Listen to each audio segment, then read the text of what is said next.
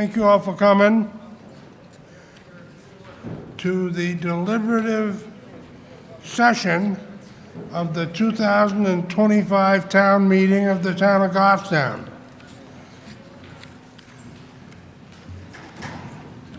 I don't know who put us in this room. I prefer the other one, but this is where we are.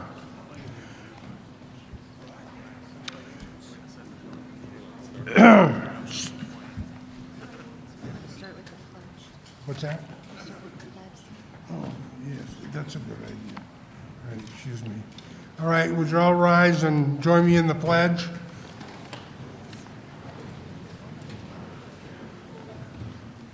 Pledge allegiance to the flag of the United States of America and to the republic for which it stands, one nation, under God, indivisible, with liberty and justice for all.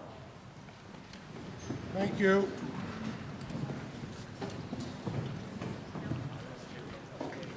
I'd like to introduce the head tables.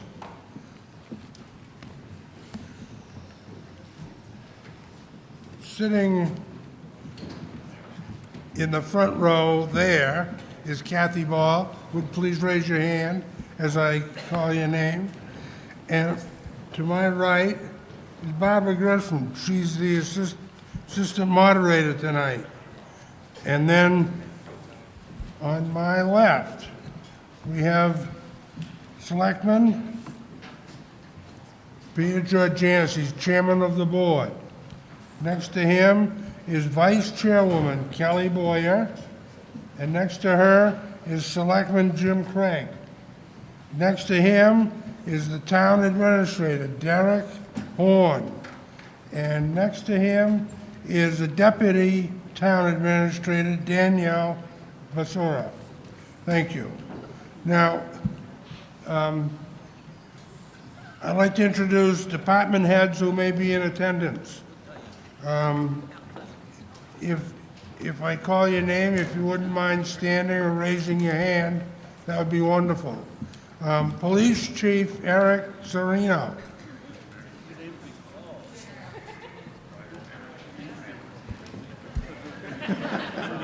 Thanks, Chief. Body, sir. Okay. Sorry. All right.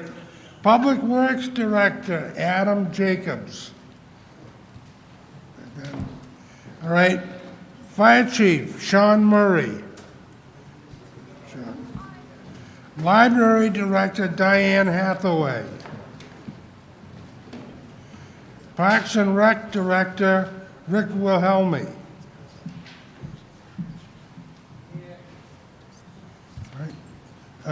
Okay, and I'd like to recognize elected officials who may be in the audience. If you're here,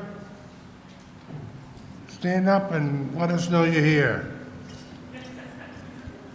Budget Committee members, Joe Alexander, Chair. Okay. Frank Hobbs, Vice Chairman.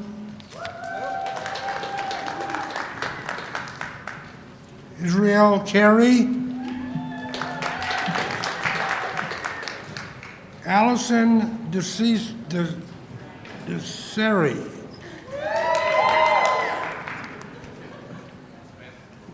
Elizabeth DeBrell. Peter Jagoric.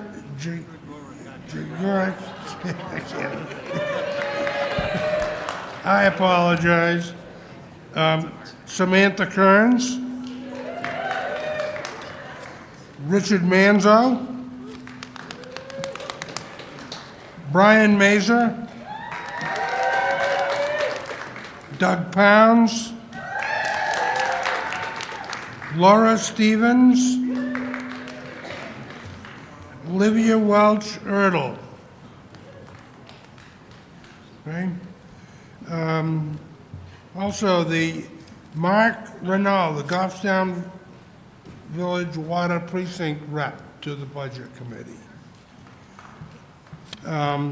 Jared Talbot, the School Board Rep, to the Budget Committee. Kelly Boyer, Selectman Board Rep.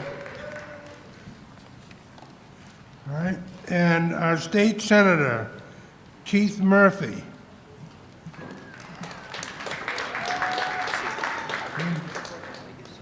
State Reps, District 29, Joe Alexander, Henry Glasson, Sherry Rainfort, Sheila Seidel, District 44, Ross Berry, Lisa Mazer. All right. Since 1996, Goffstown has operated under the standardized official ballot referendum system form of town meeting, commonly referred to as SB2. The most important thing for you to know is that we will not be voting to pass or defeat any warrant article tonight. We are here to deliberate on the warrant articles and how they will appear on the official ballot in March. All warrant articles will be on the town's official ballot for voting in March, which is the second session of this town meeting, and that is on March 11th. There are printed rules of procedures available for participants in the handout that was available when you checked in. I'm not going to go through all of them. I used to do that, but some people are saying it's too much. So anyway, let me just say this. We are guests of the high school today. Smoking and the use of tobacco products are prohibited while on school grounds. All speakers must use microphones, show their voting card, and state their name and address for the scribe. Please state your name and address every time you come to the microphone. Now, there are 2 microphones in front of the bleachers there. And if you wish to speak, you need to come down and talk into one of those microphones. And please keep your voice up. Comments and questions must be germane to the warrant article being discussed. All comments and questions must be addressed through myself as moderator. Okay? Nobody is compelled to answer your question. I will not tolerate derogatory comments to be made about any speaker or person in this hall, so please be civil with everything you say and do. The printed rules are in tonight's handout. Those rules give direction on how to file an amendment to an article and request for a secret ballot. Forms are available for these purposes, and there are people here who can assist. The forms are here up front on this table. So, to begin with, I need to have a motion to dispense with the reading of the warrant. Move to suspend the reading of the warrant. Is there a second? Second. Okay. Can we have a vote on that motion to dispense with the reading of the warrant? Say aye if you're in favor. Opposed? Okay, unanimously passed.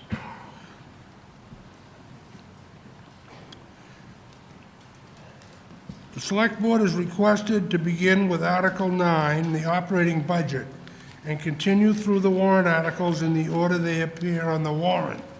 The first 8 articles are not part of our business tonight. They're on the warrant, but They'll only be on the ballot. Anyway, so here we are now with Article 9. It's the town operating budget, and I recognize Chairwoman Boyer. Move Article 9 to the floor.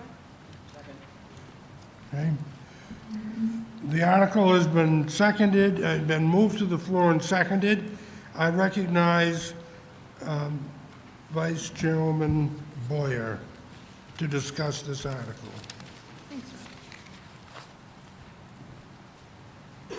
Good evening, everyone. The explanation for the proposed town budget begins on page 7 of your handout. Article 9, this year's town's operating budget, consists of the general fund only. The sewer fund was broken out into its own separate article this year. The general fund is the primary operating fund for the town, covering expenses for town hall, police, fire, public works, parks and recreation, and the library. This fund is mainly supported by property taxes, local fees and revenues, and shared revenue from the state of New Hampshire. This year's Budget Committee unanimously recommended a proposed operating budget of $29,976,883. The proposed operating budget is an increase of $441,784 over the 2024 appropriation. This is a 1.7% increase.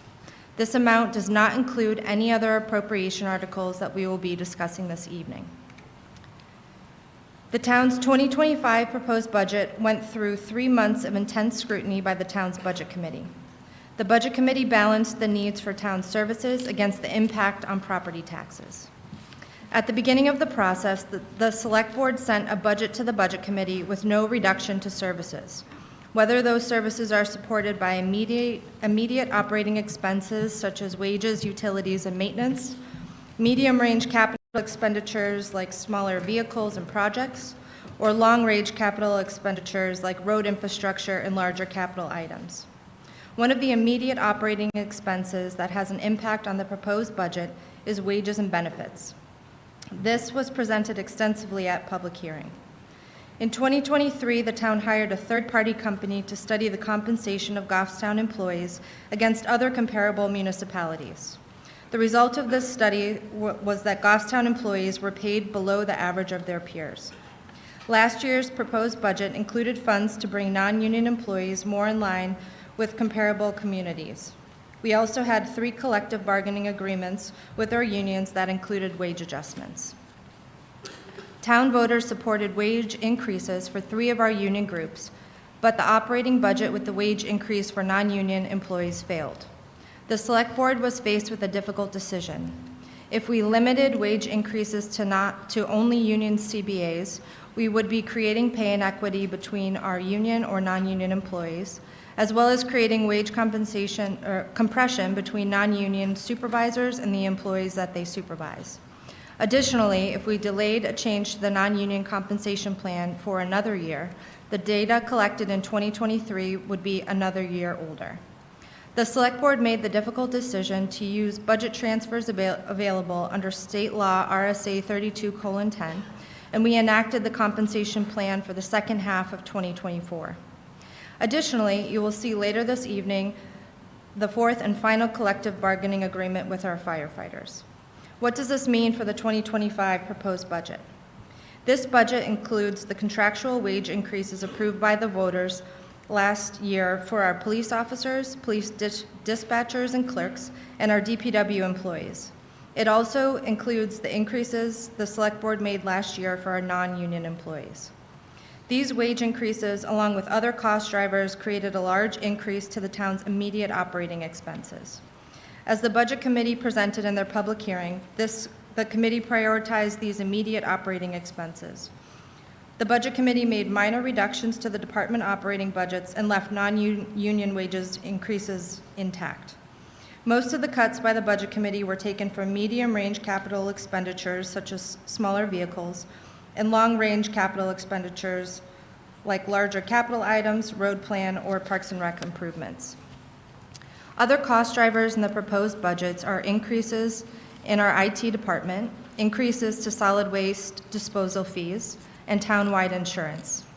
The Budget Committee's proposed budget is an increase of 1.7% over last year's approved appropriation.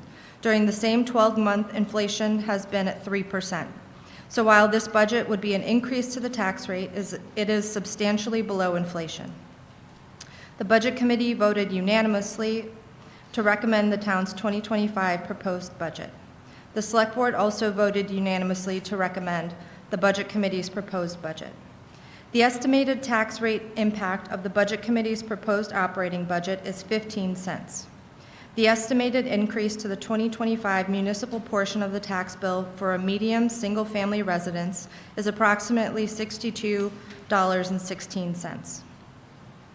The 2025 default budget is the 2024 adopted budget, reduced or increased by debt services, contracts, and other obligations previously incurred or mandated by law, and reduced by one-time expenditures contained in the operating budget. The default budget includes contractual wage increases for 3 union CBAs approved by the voters at last year's town meeting, which is patrol officers, dispatchers, and DPW, all funded positions from the approved 2024 budget. There is a reduction in 1 vacant part-time position at Town Hall in both the default budget and proposed budget. The town estimates the default would result in a reduction in the town's tax rate by 1 cent, which amounts to a reduction on the tax bill of approximately $2.75 for a medium single-family residence. Just a note of caution, all of the estimated tax rates and estimated tax impacts presented at this evening's hearing are based on projected local revenues and $2.2 million in projected shared revenues from the state of New Hampshire.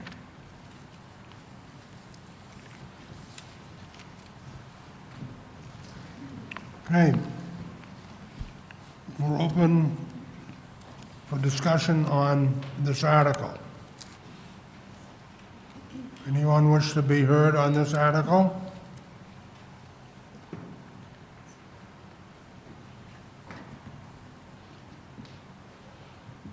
Hi, Sierra Hubbard, 49 Holly Street. I just wanted to know, in terms of coming up with a default budget, some of these things that you guys say would not be included if the proposed budget is shut down. So things like health insurance, what happens if we do end up with a default, what kind of impact would that have? And also if you could speak to how you decide what is and is not included in the default budget. Thank you.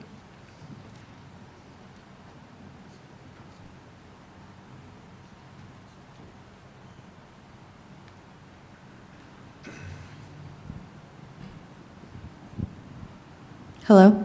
Okay. So I'm sorry, just to restate your question to make sure I understood. So you're asking anything that wasn't included in the default, how would that be made up for in the budget that was approved? Or in the default budget, is that what you meant? What happens if you go default and then the health insurance now is not, what happens? What's the impact? Right, so anything that is not covered from the proposed to the default budget, the select board that's elected at that time would have to make movements through the budget to cover any appropriation for anything that's not been covered by the default budget. So really, they would just have to find money to transfer to cover those specific things and make decisions on what should and shouldn't be covered that wasn't made up for in the proposed budget versus the default. Does that make sense? Okay, thanks. Okay, anyone else wish to be heard?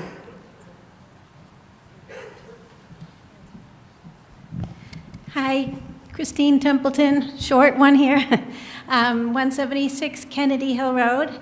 I just wanted to know how much unused funds are available currently and projected when this new budget kicks in. If there's any chance that there's some unused money that could also be applied to the budget.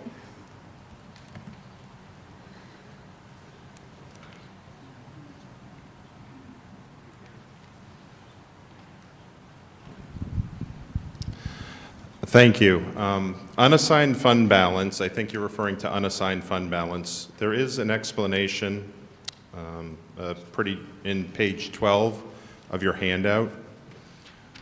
Unassigned fund balance at tax rate setting in October of 2024 was just under $7.6 million. That's at the bottom of page 13. When we close out 2024 with our auditors, we will have a small amount of under expenditures, and we'll also see where we ended up with our revenues to see what we have for unassigned fund balance at that point. And then the select board that's seated at tax rate setting would have to decide whether or not to use any of that for reduction of taxes when they set the tax rate. And then also, there is a proposal on Article 12 to use $350,000 of unassigned fund balance to fund a deposit into the Fire Apparatus Capital Reserve Fund. So hopefully that answers your question. Anyone else? I move to restrict reconsideration of Article 9. All right, there's a motion made to restrict reconsideration of Article 9. Is there a second? Seconded? Okay, all in favor of restricting reconsideration of Article 9, say aye. Aye. Opposed? Well, it passed. There'll be no reconsideration of Article 9. So we'll go now to Article 10. Article 10 is the operating budget for the Sewer Enterprise Fund. I recognize Selectman Craig. Second. Been moved and seconded. Selectman Craig, I recognize you.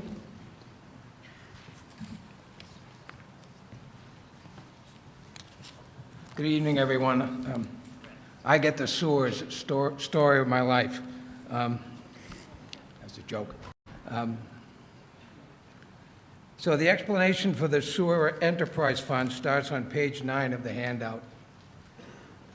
The Sewer Enterprise Fund has been broken into its own article this year. That is, it's separate from the rest of the budget that you just heard about.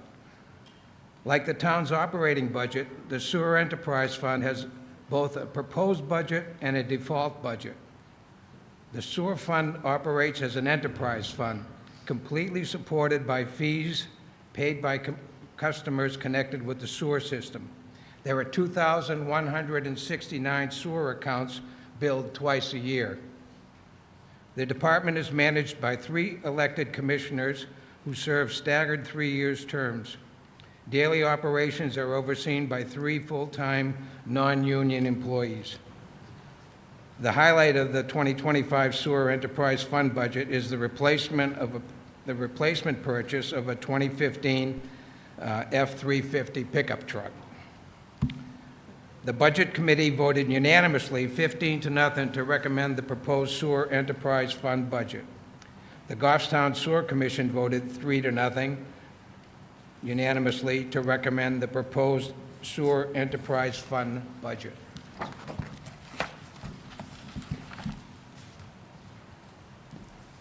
Floor is open for discussion. Anyone wish to be heard?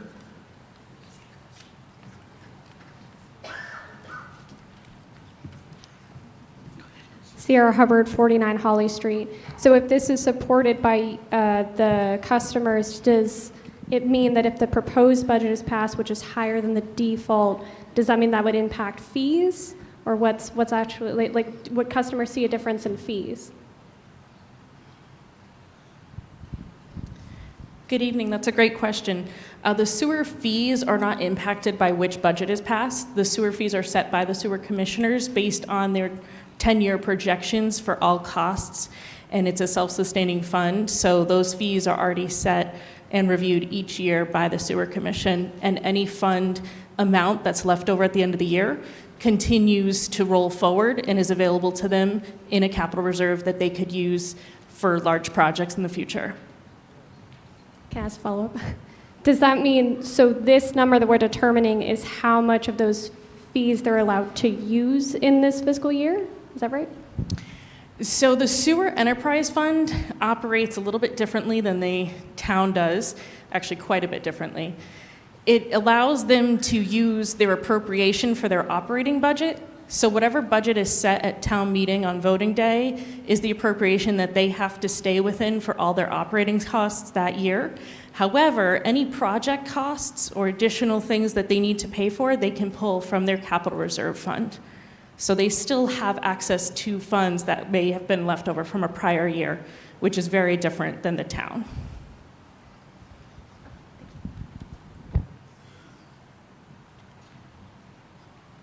Anyone else?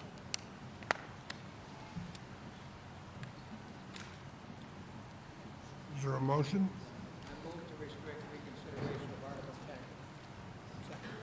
Moved and seconded. There's a motion made to restrict reconsideration of Article 10. That motion has been seconded. All in favor, say aye. Aye. Opposed? That passed unanimously. So now we'll go to Article 11. Article 11 is the collective bargaining agreement between the town and the professional firefighters of Goffstown. I recognize Chairman Georgianis. Move Article 11 to the floor. Article 11 has been moved to the floor and seconded. Yeah.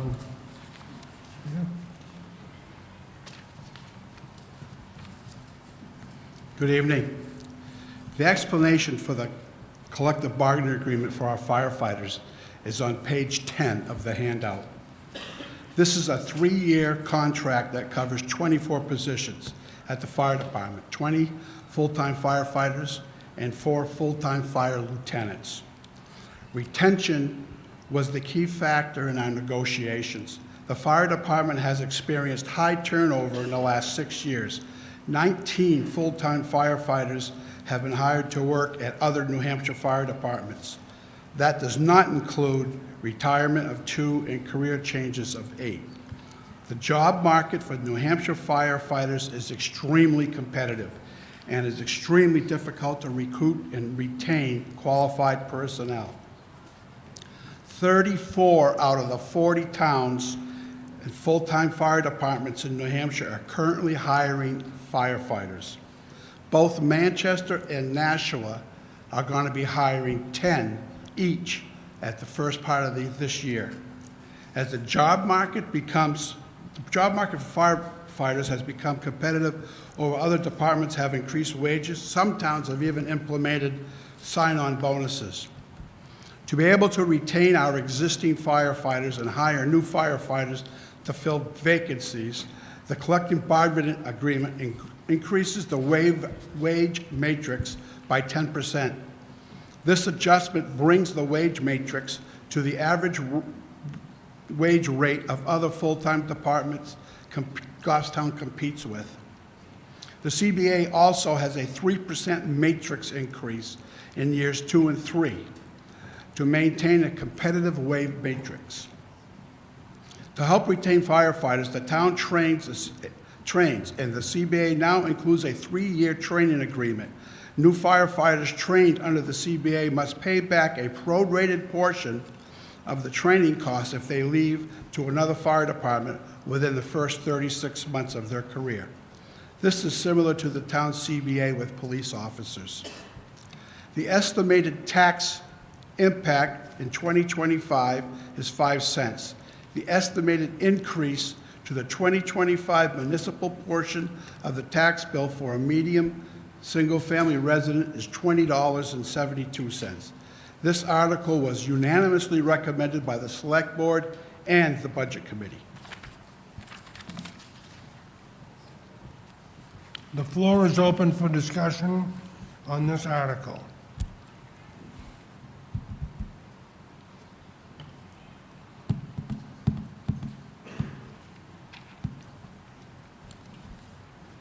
I see no one rising to speak, so Motion to receive consideration. there's been a motion made to restrict reconsideration. Been seconded. All in favor of restricting reconsideration of this article, say aye. Aye. Opposed? Okay. All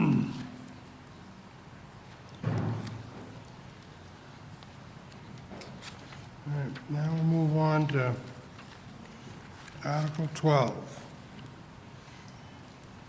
Article 12 seeks to appropriate $350,000 to deposit into the Fire Apparatus Capital Reserve Fund from unassigned fund balance. I recognize Vice Chairwoman Boyer. Second. Article 12 has been moved to the floor and seconded. Thank you.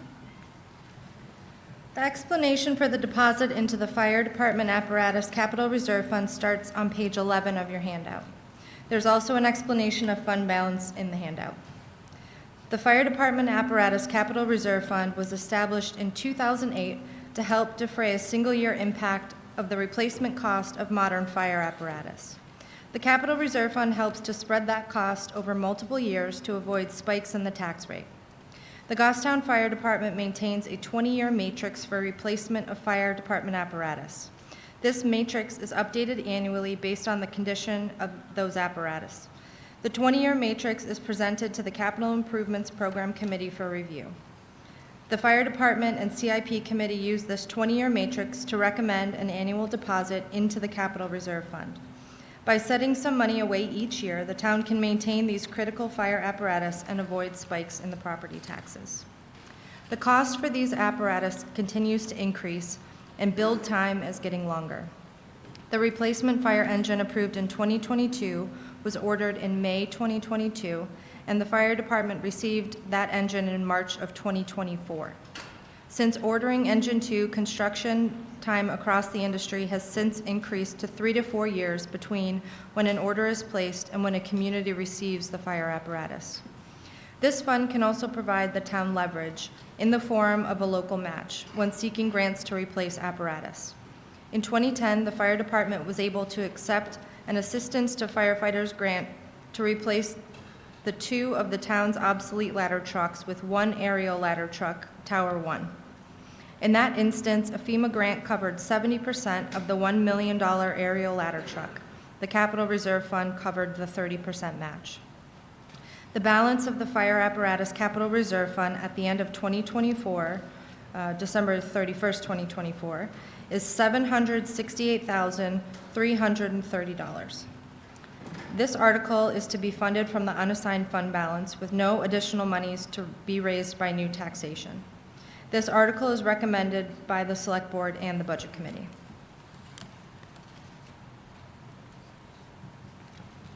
All right. Article 12 is now open for discussion.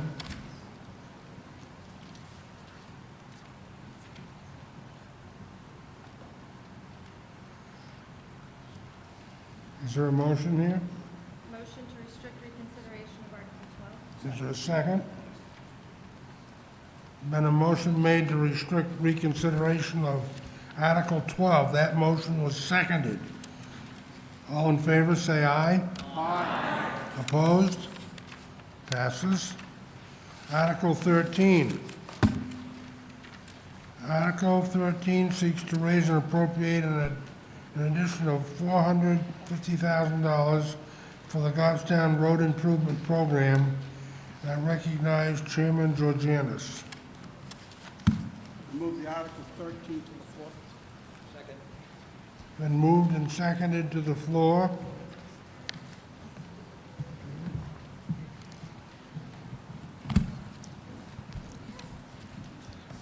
Good evening again.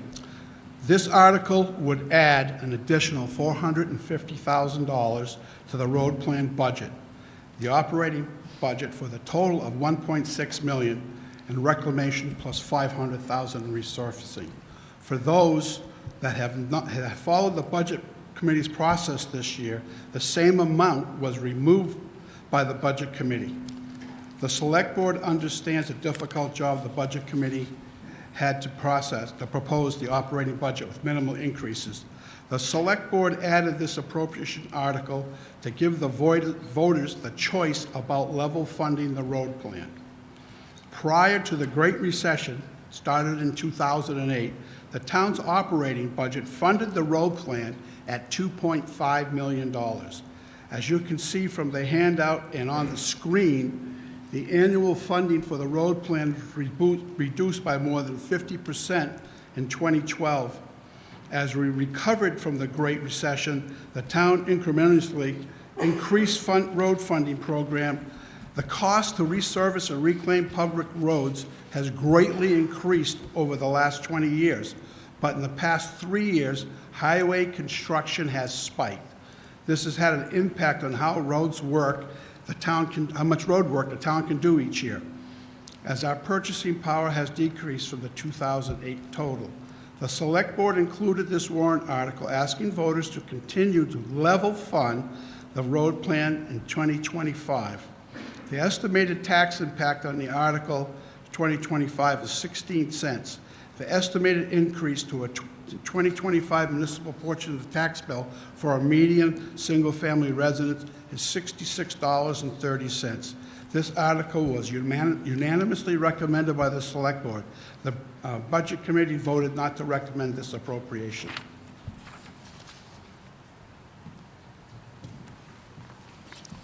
Okay, Article 13 is open for discussion.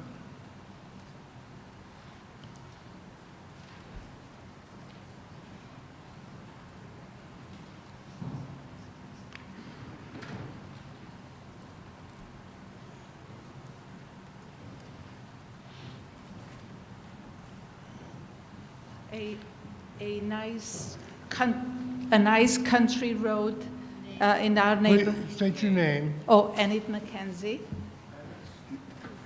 ENID. 73 Tipping Rock Road.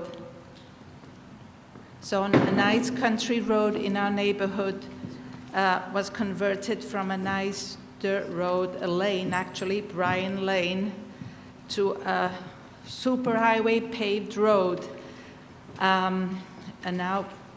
And there's only one house on that road, and none of us can understand why it was paved. It was just a beautiful little lane, and now the owner of that single home on that road has put, slow down, all kinds of signs to try and get people to slow down. There was no need for that to be paved. And another road right where I live, Fersen Road, I believe maybe the town is thinking of paving it. And it is such a beautiful scenic road as you come down it. You see the beautiful mountains. And I have actually postcards from me 100 years ago when the horse and carriages were taking people to the Shirley Hill House, the hotel on top of the, on Shirley Hill Road. But that will also become a super highway if that gets paved. And I'm just wondering, why are we wasting taxpayers' money? Just leave well alone. And, I think back living in, such a lovely spot that when I think about the history of Goffstown, and, it was a big tourist, mecca at one time. People came up to the mountain for the skiing, for the incline railway, for the lakes. And here we are converting our most beautiful country roads to paved superhighways. And why people like us came here long ago and people still come, it's about the character of the town, the natural beauty. And why do we have to just pave everything over?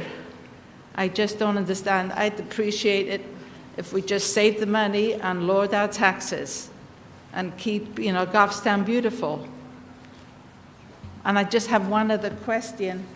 On the warrant, how is the order of the warrants determined? like I noticed the main budget is Article 8. I would have thought it would have been like, just like the school warrant or whatever, school board warrants, it would be the first one, the big one, would be first. Why kind of gets lost with all the little stuff? So if you look at page, I believe it's on page 6, Article 1 is election of candidates. Yeah. By law, by New Hampshire state law, zoning amendments have to come immediately after that. So the planning board this year has 7 zoning amendments. Those are Articles 2 through 8. Yeah, I went online and saw them, and then all of a sudden, I see the big ticket item. Wouldn't it be better to have the big ticket item at the beginning? So we typically put the operating budget first, immediately followed by that are our collective bargaining agreements, and then the select board decides what order to put those appropriation articles in. Well, I feel the order could be better. Thank you.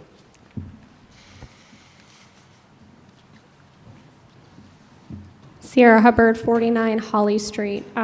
One, I just want to say, I know I'm over in Pinardville, and we bought our home the summer of 2023, and shortly after that, the town redid the road on our street, and it's fantastic, so thank you. It's made a huge difference in terms of the water that pooled in our yard, and it's a huge issue in moisture, so we're incredibly grateful for it. But I was hoping somebody from the budget committee could speak to why they did not recommend this article.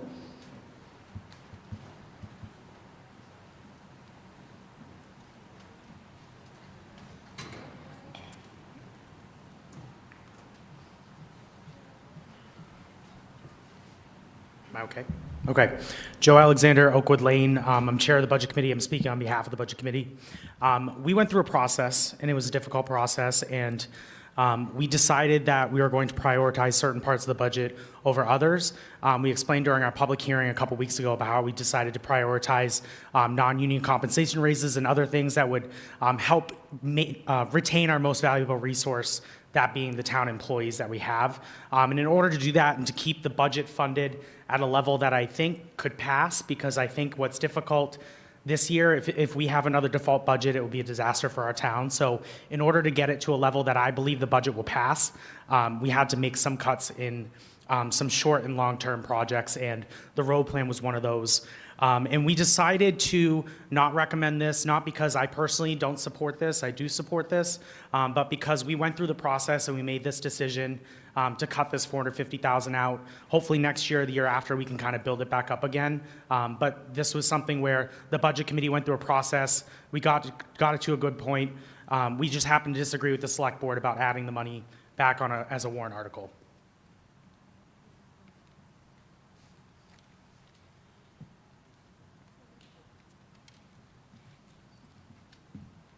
Good evening.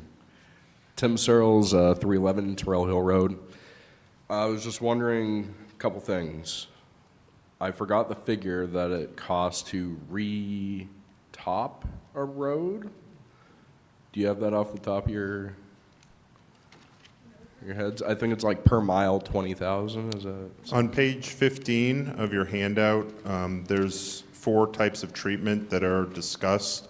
And our DPW director did a great job providing the cost per mile in 2016 versus the cost per mile of 2024. So to just do an asphalt overlay, it's $117,000 per mile in today's dollars. do we happen to have a rough idea of how many roads are going to need overlay? Or how many, like what the current figure is for overlays and reclamations, and do we have a current figure on how many miles that is?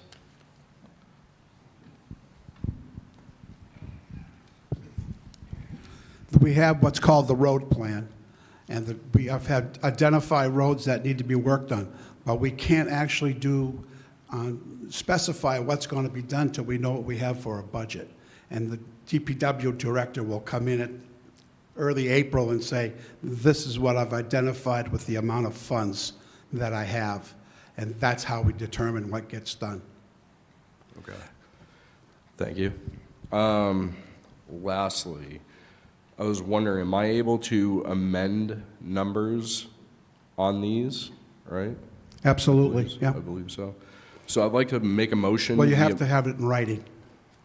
Oh, things I did not know. Thank you.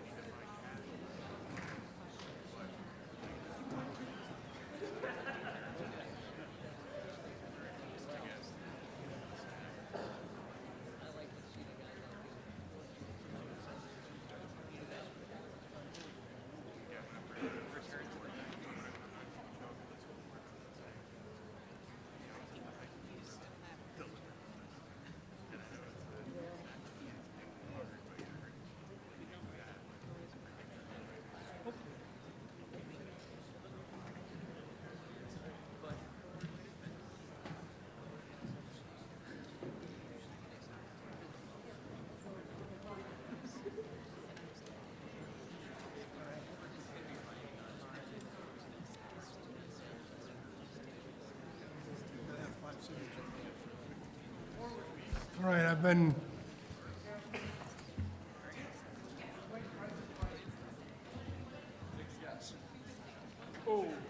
Can I have your attention?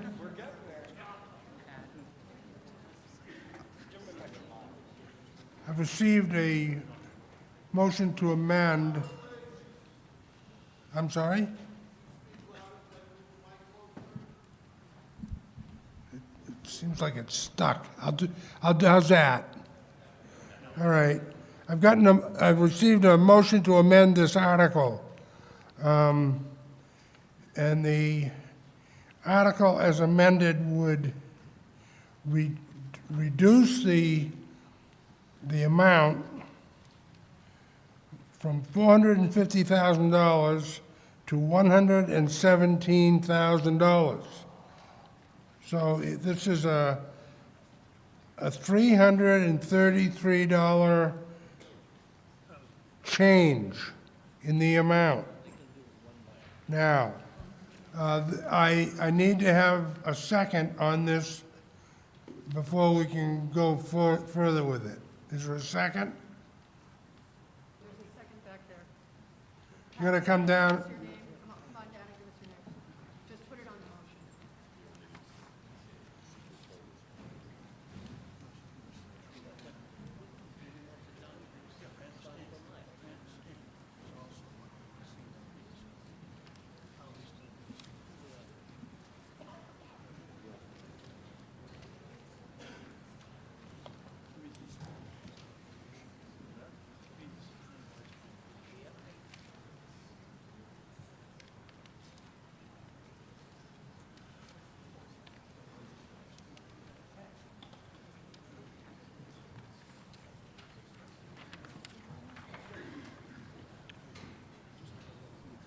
Okay.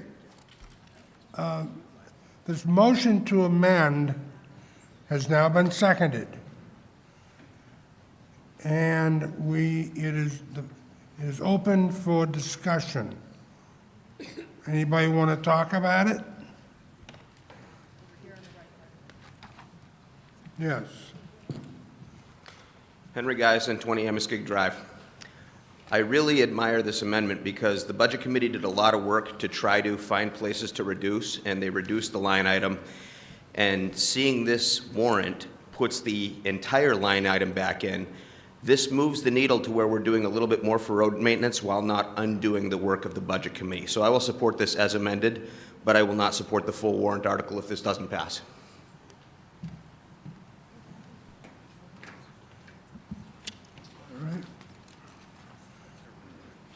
Does anyone else wish to be heard on this amendment?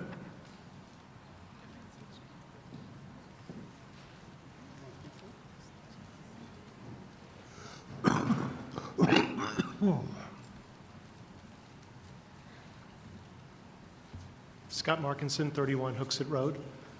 Is there any information as to where this number came from? It just seems to be... Right on the next page. 1 mile. Right here. 1 mile. Right there.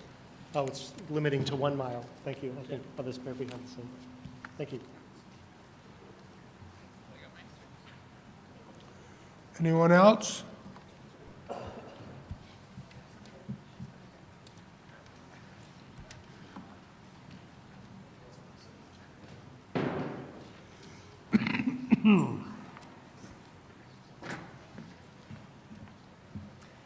Allison DeCesare, 18 Winding Brook Road. I am a member of the Budget Committee, but tonight I'm speaking as myself. I appreciate that everyone understands how much work the Budget Committee put into trying to bring the main budget down to a palatable place for all the voters, and, you know, thinking about what we wanted to accomplish and how that would affect everyone's taxes. At the same time, it was, in reality, an arbitrary number. We've decided that that number, that 1.7, is what we believe the taxpayers are willing to spend. I loved that they brought this back in because it actually puts the vote back in the hands of the people. There are some people out here who feel extremely passionately about making sure that the roads in Goffstown stay at a high quality. And this allows people to say, yep, you know what, the main budget is great, and maybe they do or do not want to support the additional road plan, but it lets all of us decide, not someone else. So I think that we should leave the road plan at the 450, which is the place it had been for the last few years anyway. They didn't jump it up, we didn't jump it down, we were keeping it even.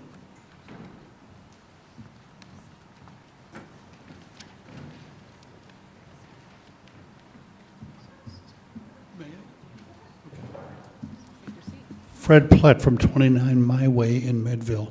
This may be answer may be obvious, but if this amendment or the original passes and gets defeated at the ballot at the polls, then that means no work will be done in the roads for next year, right? Please answer the question. Fred, the way I understand it, that would mean the additional $450,000 would not be added to the road plan. It would still have the original amount that was, the 450 was cut by the Budget Committee, and the Select Board re-added it in. So there is still money in the road plan. Samantha Kearns, Washington Street. This might be a question more for Derek and Danielle. We've got these handy estimated increase to the 2025 municipal portion of the tax bill. Could you calculate what a 117,000 would be? Thank you.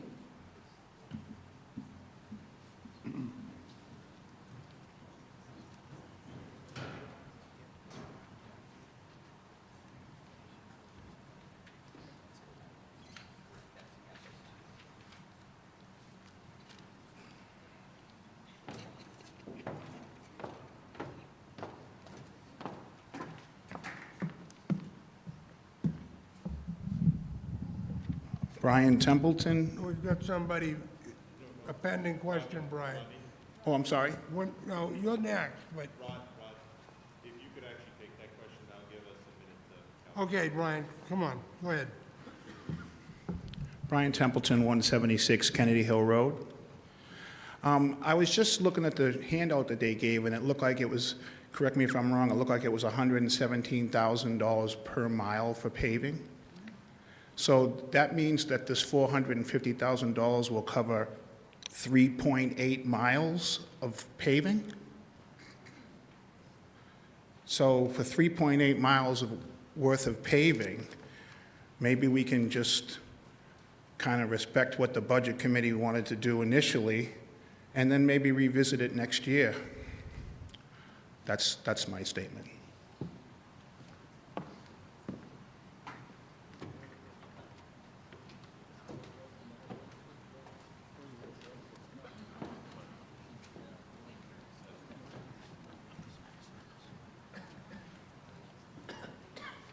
Hi, Lissa Winrow, 58 Range Road.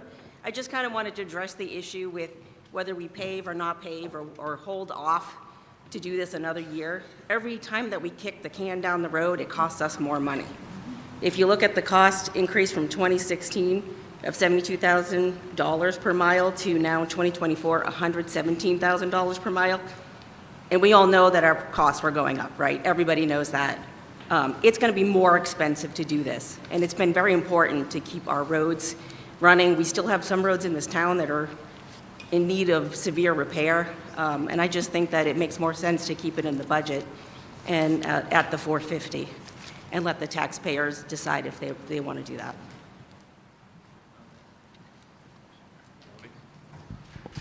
To answer Samantha's question on what the impact of $117,000 would be, it would be approximately 4 cents on the tax rate, which for the median single-family home would be $16.58.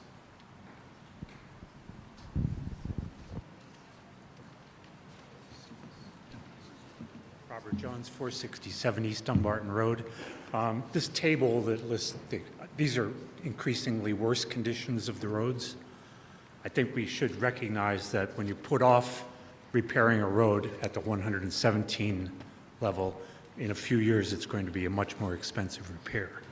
I don't know what this quality rating of the Goffstown roads are, but every year you don't do that kind of work, it costs more money.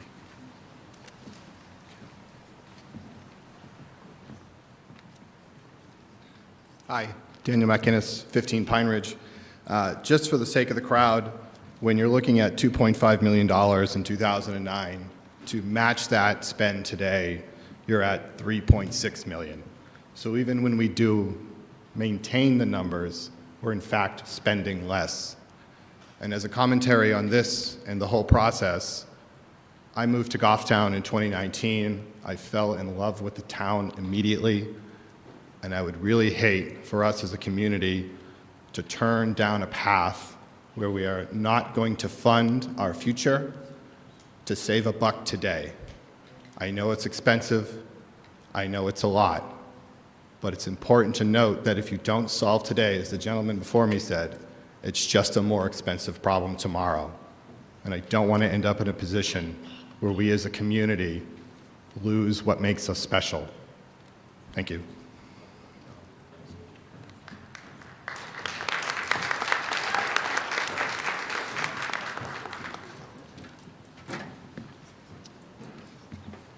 Chris Kelleher, 6 Pleasant. I was just kind of curious on the strategy for paving roads. Is there any way that there's any sort of voting system on which road systems get paved and which don't? Just a small background, I grew up in Goffstown and grew up on a terrible street, but it was kind of fun growing up on a terrible street. And I kind of agree with the first resident that spoke. I like those dirt roads, and I like that they're still here. They're very scenic. They're very beautiful. And so I was just kind of curious if there's a way to vote on that.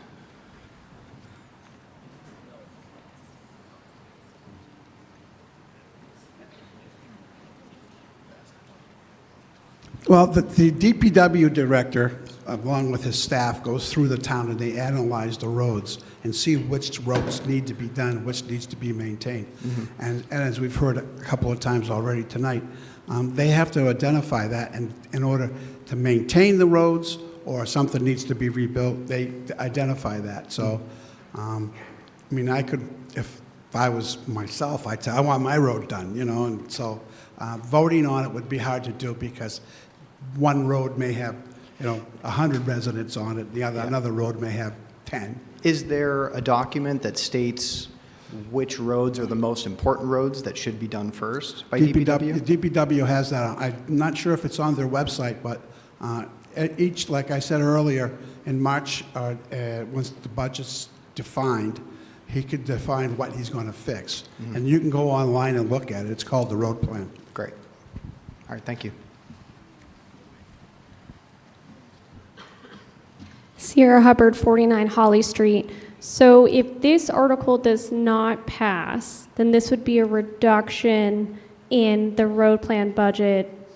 We've maintained a certain level since 2020, is that correct? The select board put forth a budget for the road plan which was the same as last year. The budget committee, trying to get the taxes down to where they thought it was livable, decided to cut the $450,000 from the road plan. So this isn't an increase over last year. It's exactly the same thing. You understand their strategy was to try to lower the taxes so to make sure the budget got passed. The select board strategy was, as we heard earlier, we thought that roads are so important. There's three things we get the selectmen hear about at the grocery store and the restaurant is taxes, trash, and roads. And whether you're in Hannaford's or Ollie's or wherever, somebody's always coming up, and roads are important. So the selectmen decided that even though we agreed with the budget that the budget committee put forth, we wanted to give the voters the opportunity to say we want to continue to maintain our roads. Does that answer your question? Well, so to my question, if this article does not pass, then this would be the first reduction in that budget since 2020, correct? Yes. Okay. Do we know what the actual impact would look like? Like, is there already a plan for roads and these roads therefore would not get done per such schedule? Like, do we know what that impact would be? I'd have to, that's something the DPW director would have to take care of. Maybe Derek knows.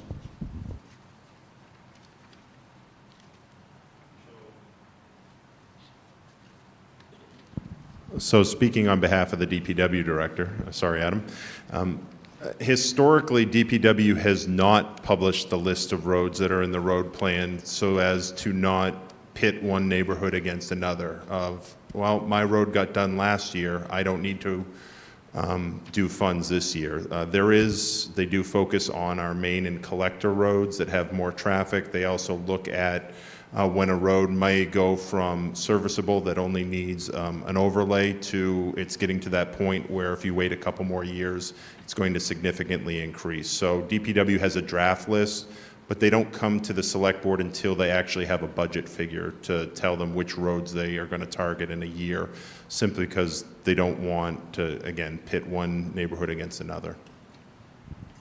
So, and I think some folks have made this point, but so there may be roads on that schedule that if this article does not pass or if it's defunded down to a certain amount and those roads are not addressed per schedule, it could get worse and more expensive for taxpayers later. Yes. Okay, Yes. thank you.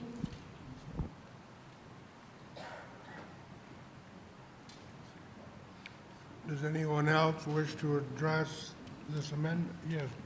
Yes, Diane McCarthy, Mountain Base Road in Goffstown. I'm against this amendment. Plainly said, our roads are very important. We need our roads in good repair so that we can all go about our business here in town and get where we need to go. Our town has seen this before. We have been through times where we've cut our road plans drastically. And yes, it has saved on taxes in the short term, but the net result of it was we fell behind in our roads plan. Our roads ended up in poor condition, many almost undrivable. All it did was kick the ball down the road. The expenses didn't go away. We now simply needed to fix more roads than we would had we kept on the schedule, as we are trying to do. Additionally, our expenses increased because it gets expensive. Inflation's real. Increasing costs are real. So I strongly encourage all of us to consider the future and plan for it and vote down this amendment. Thank you. Hi, Lydia Allen, St. Anselm Drive. I think something to consider about this article is that even if we prolong any amount of money that goes towards road plan funding, that we'll end up spending more money in the long run on other parts of the budget. For example, we just voted for some new wonderful fire equipment, and I feel like if we prolong the work that needs to be done on these roads, we'll end up spending more on other places in the budget, having to maintain certain equipment for the community resources. Thanks.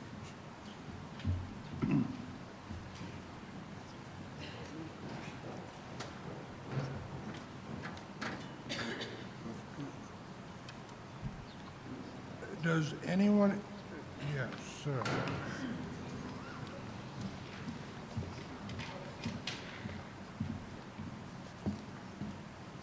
Give us your name and address. Peter Grigorakakis, 112 Gorham Pond Road. I kind of appreciated Tim's amendment because we got to play a little Price is Right, and I lost. But I do want to let you know I probably will be offering my own amendment afterwards if this does not pass. I am also a member of the Budget Committee, and I guess I am speaking as myself, but this is the opinion that I shared with Budget as well. We made really hard decisions, and I really do appreciate the appreciation that we've gotten from a lot of folks in this building today for the work that we did. I will say personally, I struggle with things that reduce my taxes but increase taxes for future residents. I don't think that's appropriate.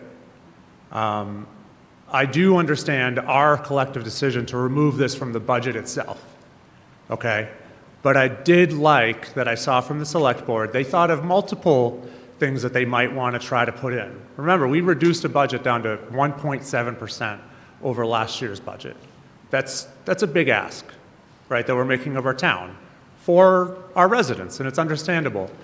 However, select board came back and they did remove multiple things that they would have been asking for. They decided to put this one in, and I will say I support it both as a voter and in my capacity on budget because I believe it's appropriate spending, right? We're saying we're going to spend money on something so we don't have to spend more money on reclamation, which is much more expensive, okay? We're doing things that are smart for our future residents, and I think we should continue to do that. So I do hope people vote no on this amendment, and I will offer another amendment, not to change the amount too much, but hopefully so that we could revisit this as a budget committee as well, if people support that. Thank you.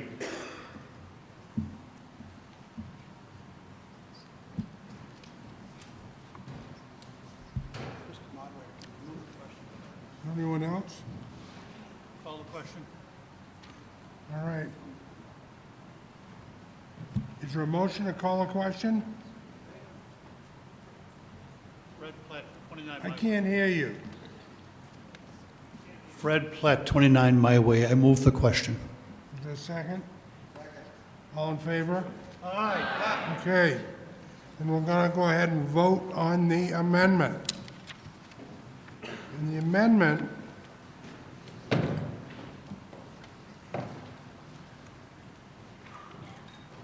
says to amend the amount to be decreased from $450,000 to $117,000. That is the amendment. If you are in favor of that amendment, say aye. Aye! Opposed, say no. No! It's defeated.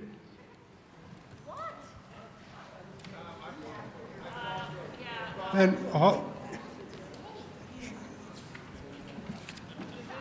Division count.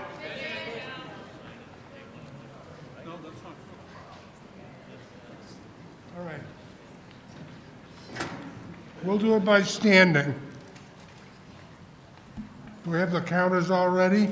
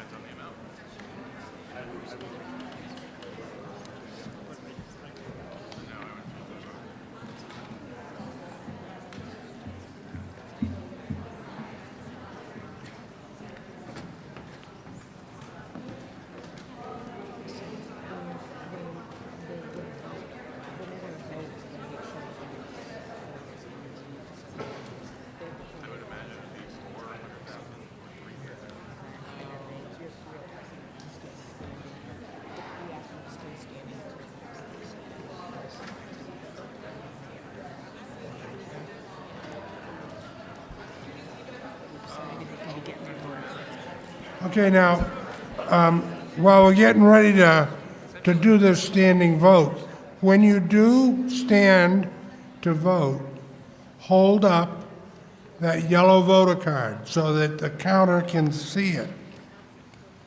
And please stay standing until we tell you to sit down. Thank you.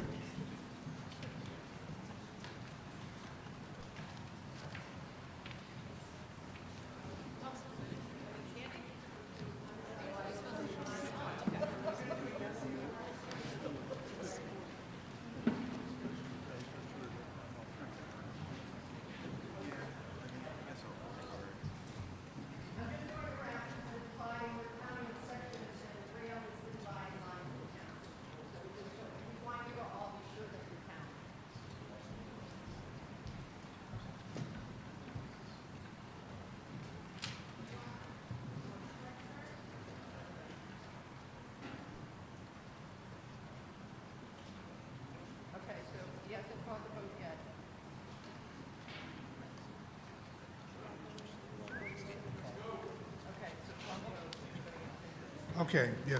If you're in favor of the amendment, stand up and show your card.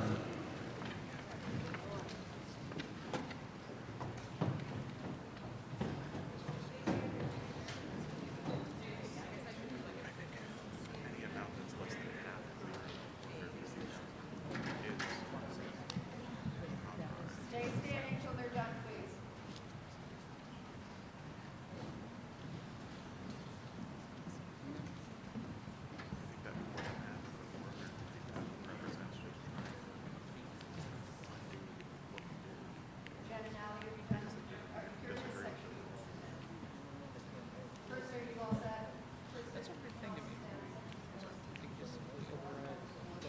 Well, they can. I mean, obviously, this needs to be approved separately from the budget. It just seems to be like it's a...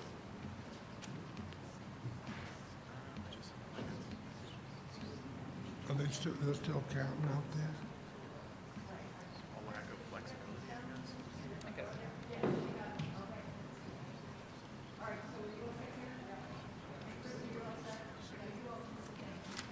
What about over here? They're just checking their count over here. Are you, It looks like they're are not you, done. are you both good? All right, sit down. Okay. So now if you're opposed. Okay. If you're opposed to the amendment, stand up. Thank you.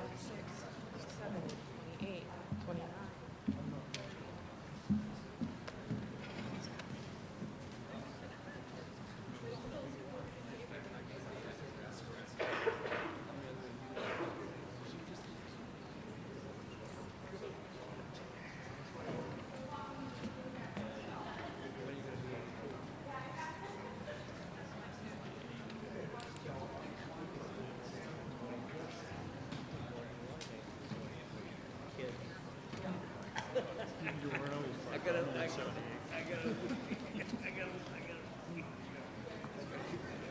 my blank. I don't know.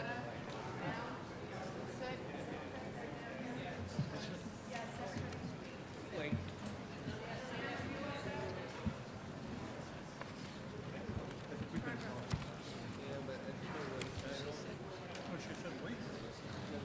She said no.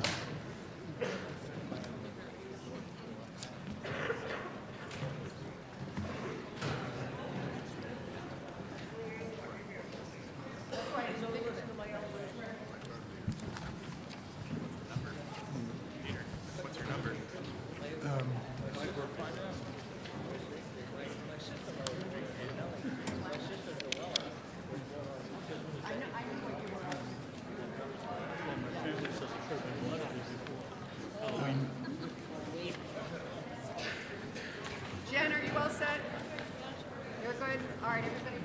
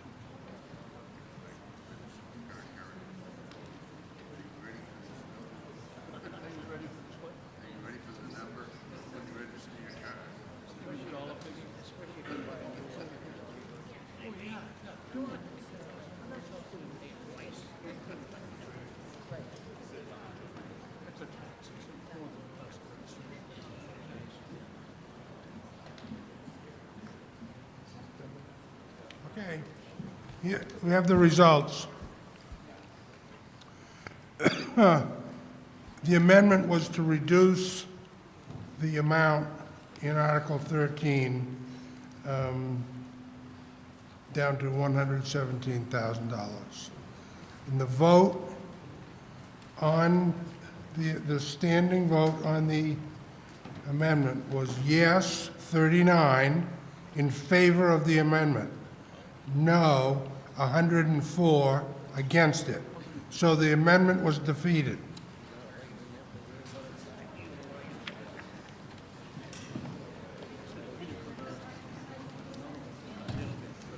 Now,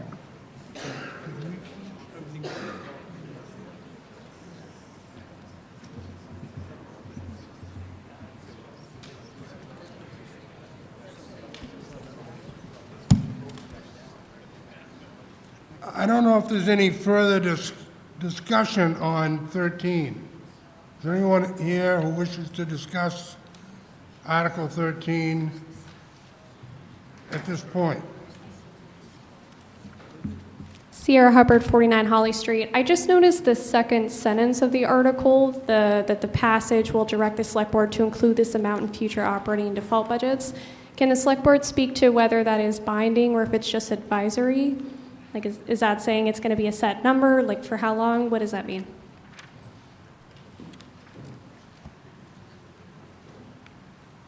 That would be binding. So that would just mean that from this point, this sets like a minimum budget, or what does that mean exactly?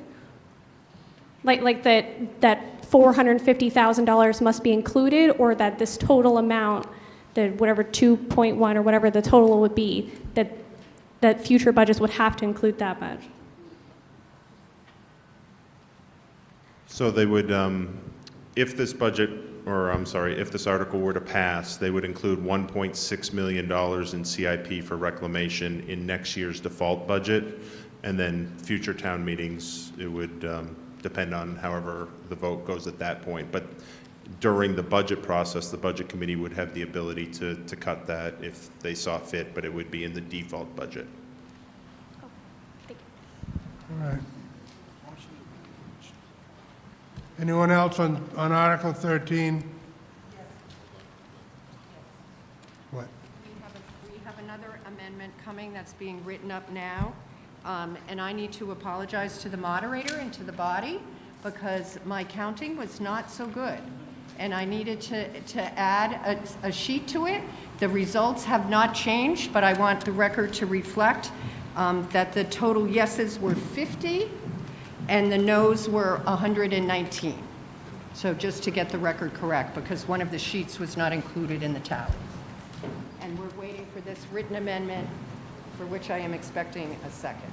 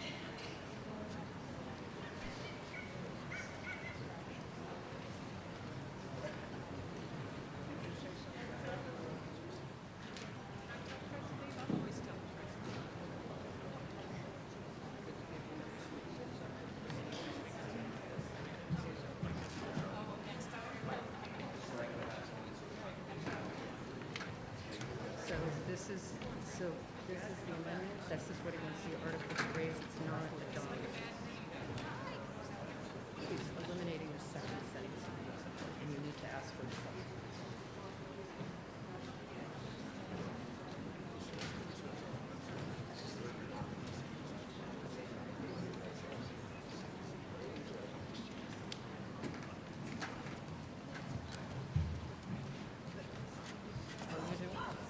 I'll do it. The amendment keeps deleting the second sentence.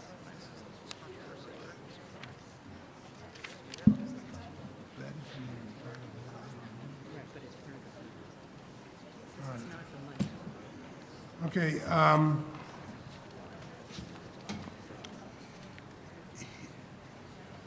we have another amendment for Article 13.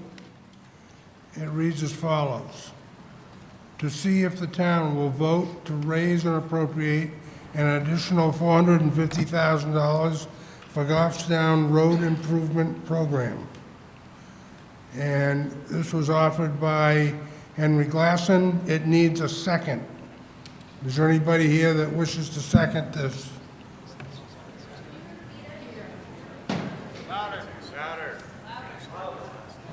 Is there anyone in the House who wishes to second this amendment? It hasn't been seconded. What is it? We don't know what you're saying. Okay. Read the amendment one more time. Okay, I'm sorry, I apologize. The amendment is as follows. To see if the town will vote to raise and appropriate an additional $450,000 for Goffstown Road Improvement Program, period. That's the amendment. And it's been seconded.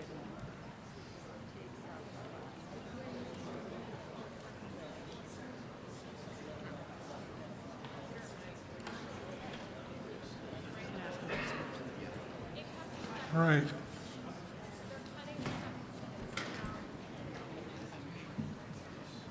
Mr. Glasson, do you wish to speak to this?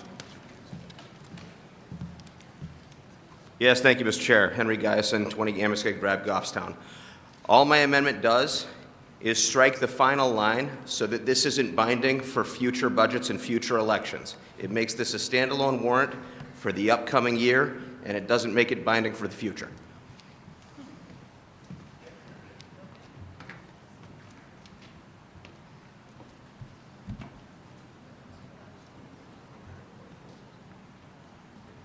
Anyone else?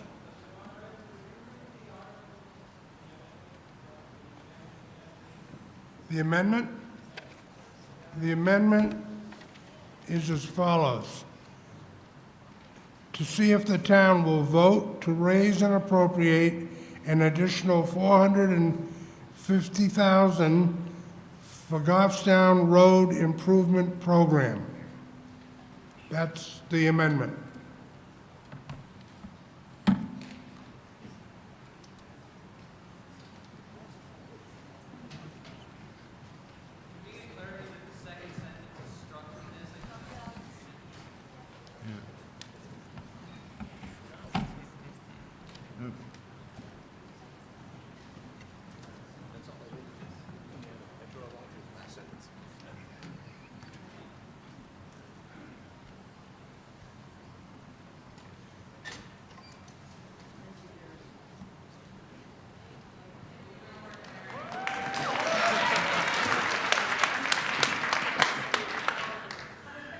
Okay. So you can see everything beyond what I read has been stricken from the amendment.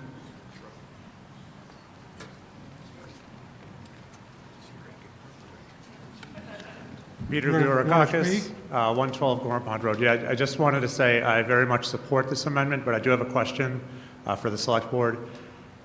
I just want to clarify, if the Budget Committee were to propose a budget next year that is different, let's say that this amendment does not pass, but the Budget Committee proposed a budget that was different than the default, and the voters approved that budget, that would be the number that would go in for future years, right? I can use specific numbers if that helps, or... So if you're saying at some town meeting in the future, there's a different amount in the road plan, correct? Yeah. Provided it is within the operating budget, then that number goes into the following year's default budget. So that would override whatever is on A this. special article typically is a one-year appropriation. Mm-hmm. We have used this language many years in the town of Goffstown and included it into default budget the following year. Have we encountered situations where we've had, I'm sorry, if this will be my last question, have we encountered situations where we've had the default budget, or that default budget amount, so say it was 1.6 million, but the Budget Committee says, no, we want to propose 1.5 million, even though that's below default for this year? So that could happen. You did it this year. There's You're $1.6 right, million sorry. of, so. Yeah, but voters haven't voted on it yet, so we don't know. Correct, but the Budget Committee did that this year. Okay, thank you.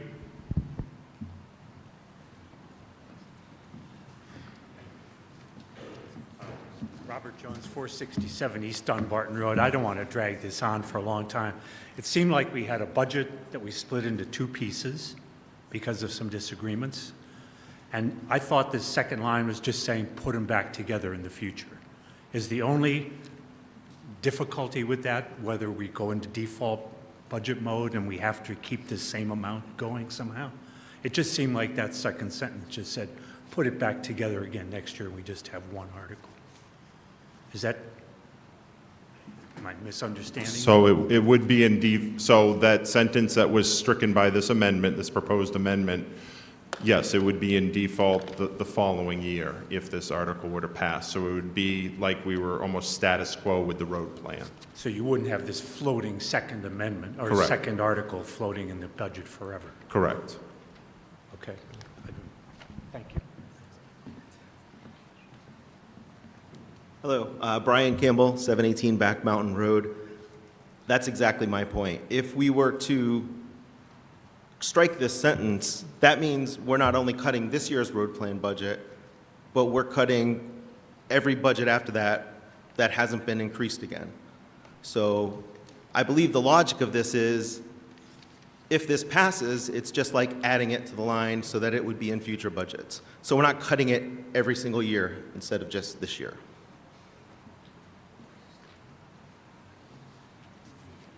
I don't know if that's would you agree, or do I have that wrong? So I would say every year is a different budget committee. You're going to have a different select board. You're going to have a different set of circumstances. It's really what is in your default budget that you're comparing against. Correct. So if this were to not pass, the current budget for the road plan would be next year's default. Is that correct? Yes. So that we don't have to restore it back to where it was in the original plan before the budget cut it in this season. That line exists to bring it back to the level where it was prior to this year's budget cut. Correct. Okay, Yes. thank you. Yep. I'm not in support of this amendment, so I'm trying to explain why.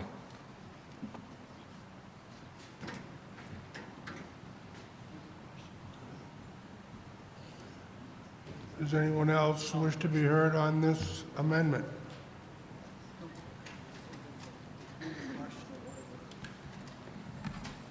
All right. Here's the amendment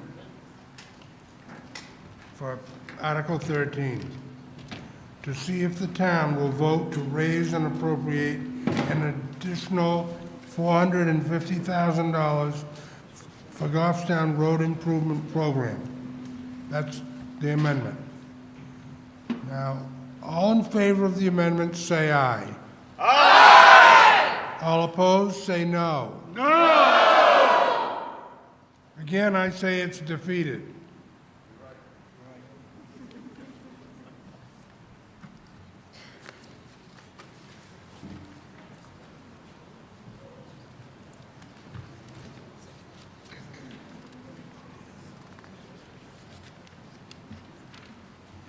All right, we'll go to Article 14.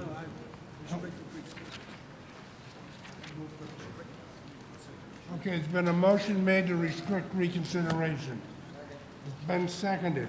All in favor, say aye. Aye. Opposed? No.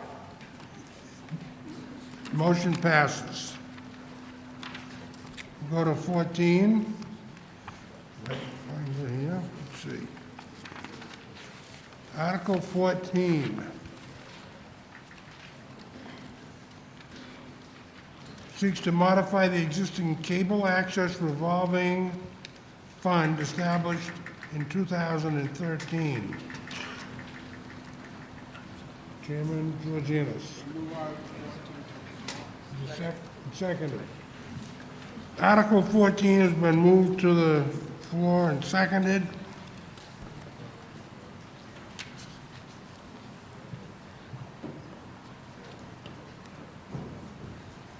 The explanation for Article 14 is on page 14.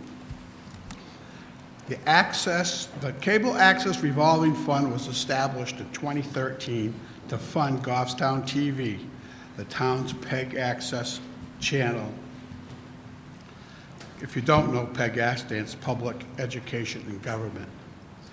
When the revolving fund was created, the legislative body, voters, town meeting, designated 60% of Comcast franchise fees would go to the general fund, and 40% goes to the Cable Access Revolving Fund.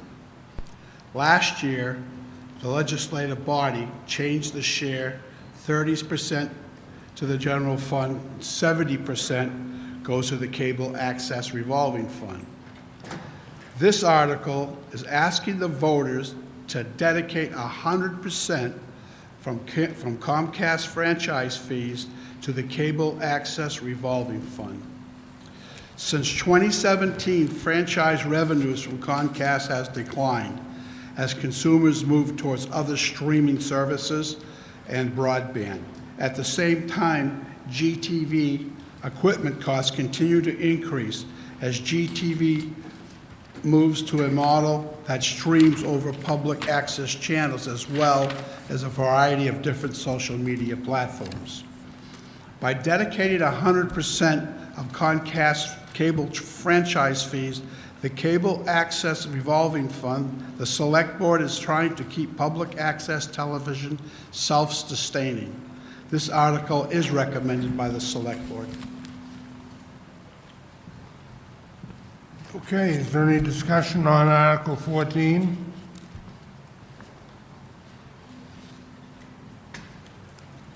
I don't see anybody. Move to restrict reconsideration of Article 14. Second. There's been a motion made to restrict reconsideration of Article 14. Motion was seconded. All in favor, say aye. Aye. Opposed? The motion passes. Article 15. Article 15 seeks to modify the tax exemption for solar energy systems adopted by the town in 2015. Selectman Craig. I move Article 14 to the floor. You mean, you said 15? 15? Okay. And who's going to speak to it?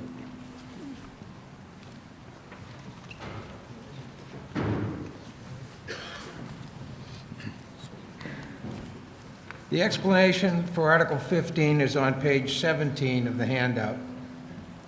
New Hampshire state law permits cities and towns to offer exemptions from local property taxes for certain renewable energy installations, including solar energy systems.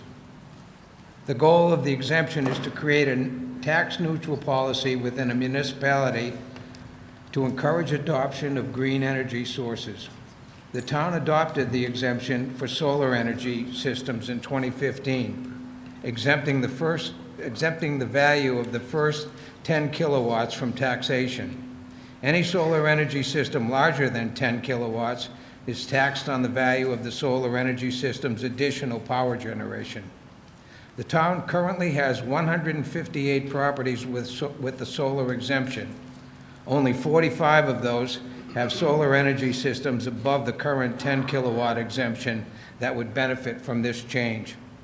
Changing the solar exemptions from 10 kilowatts to 20 kilowatts would increase the exemption value from $1,252,300 to an estimated $1,415,600, and increase the exempt property value of approximately $163,000. The town's total value is just north of $2.7 billion. An increase of $163,000 to the solar energy exemption amounts to 0.0059% of the town's total value. That's 0.001% of the town's value and would not impact the tax rate. Is there anyone who wishes to discuss this article? Yes, sir. Thank you, Mr. Moderator. My name is John Burt, 7 Bay Street here in Goffstown.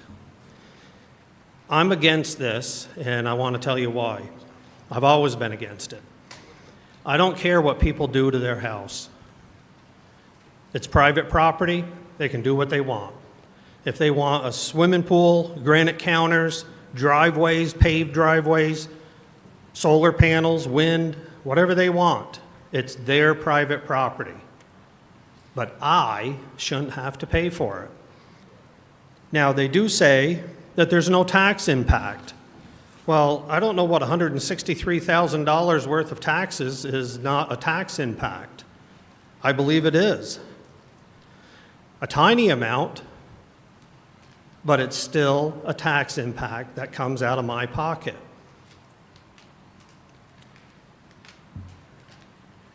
And Mr. Moderator, I had the tax man come last year, and he walked my property. I even invited him into the house. He started looking around, but when he was out by my chickens, he saw this little deck next to my hydrant, my water hydrant, so I can have water in the winter. And guess what? They taxed it. And I'm like, this thing is like 10 feet by 5 feet, and you're going to tax it? And he goes, it's a deck. So why should I have to pay for somebody's solar panels, which again, I don't care if they put it on their house, not, go for it. Solar's not for me, I'm not gonna do it, but a lot of people like solar. That's fine. Throw it up on your house. But you should pay the value, especially if I have to pay that little tax on that little chicken deck I got, and nobody's given me an exemption, and nor would I want one for my chickens. So that's why I'm against this, is do what you want on your private property, but don't make me pay for it. And here, you are making me pay for it. Thank you.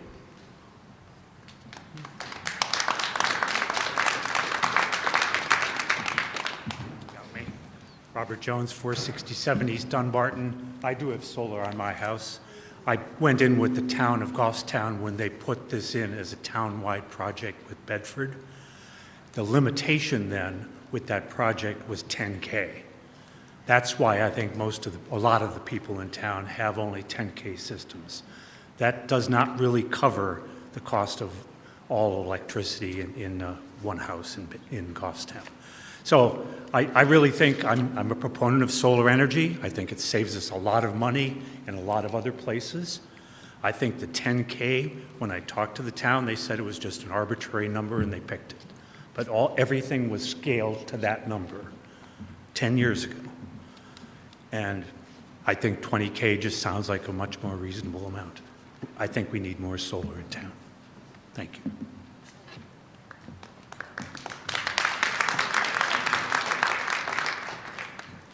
Anyone else?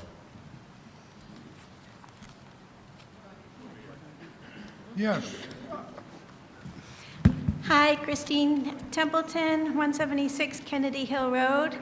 I love green energy. I love nature. I'm all about that, but I feel that the people who are benefiting from solar are already getting the benefit by not paying for the electricity.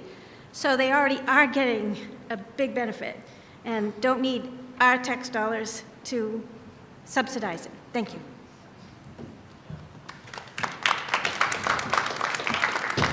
All right, back again, Robert Jones, 467 East Dunbarton Road.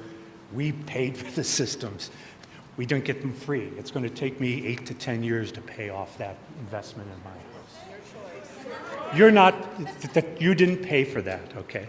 So this has nothing to do with the 10K or the 20K limit. I just want to respond to that. Thank you. Anyone else? Oh, yes. Hi. Liz Dolan, 356 Worthley Hill Road. We all benefit from cleaner air, every single one of us. So it's in our benefit as a group to encourage that.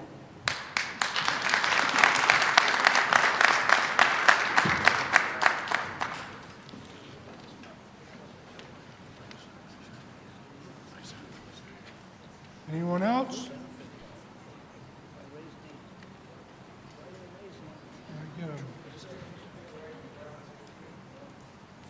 Seconded. Motion to restrict reconsideration of Article 15 has been made and seconded.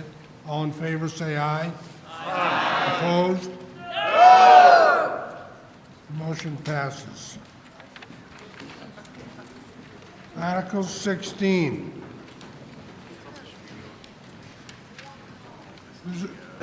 16 is a petition article submitted by voters seeking to raise and appropriate $50,000 to fund a third-party operational efficiency study and audit of all departments with the goal of identifying opportunities for improved efficiencies and identify potential risks within the town of Goffstown.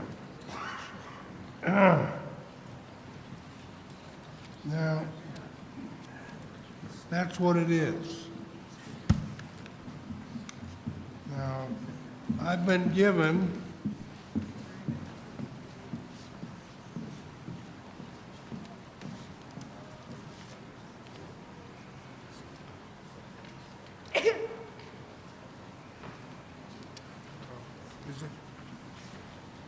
Is there anybody here that wants to move this to the floor?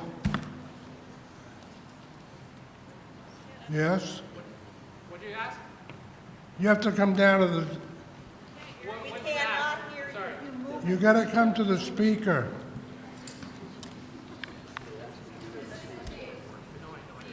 The underlying motion, because it's a petitioned warrant article, is there anybody here who will wants to move this article to the floor for discussion?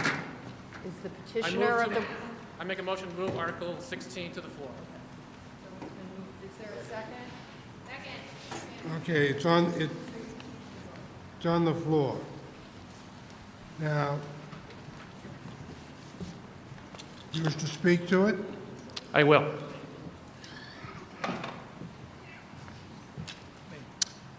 My name is, good evening. My name is Brian Mazer. I am speaking as a private citizen, not as part of the Budget Committee tonight.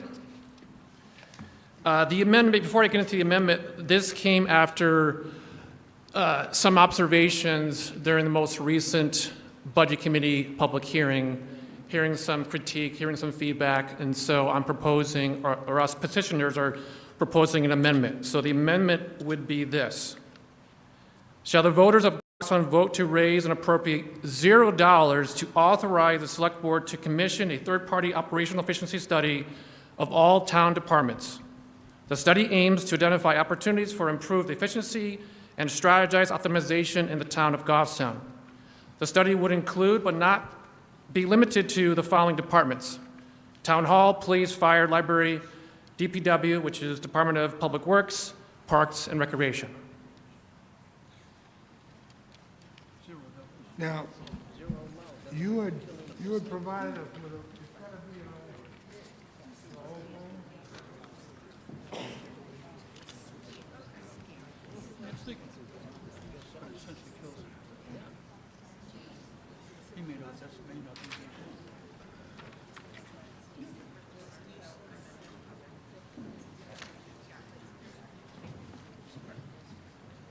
And Mr. Moderator, I do have some remarks after when you...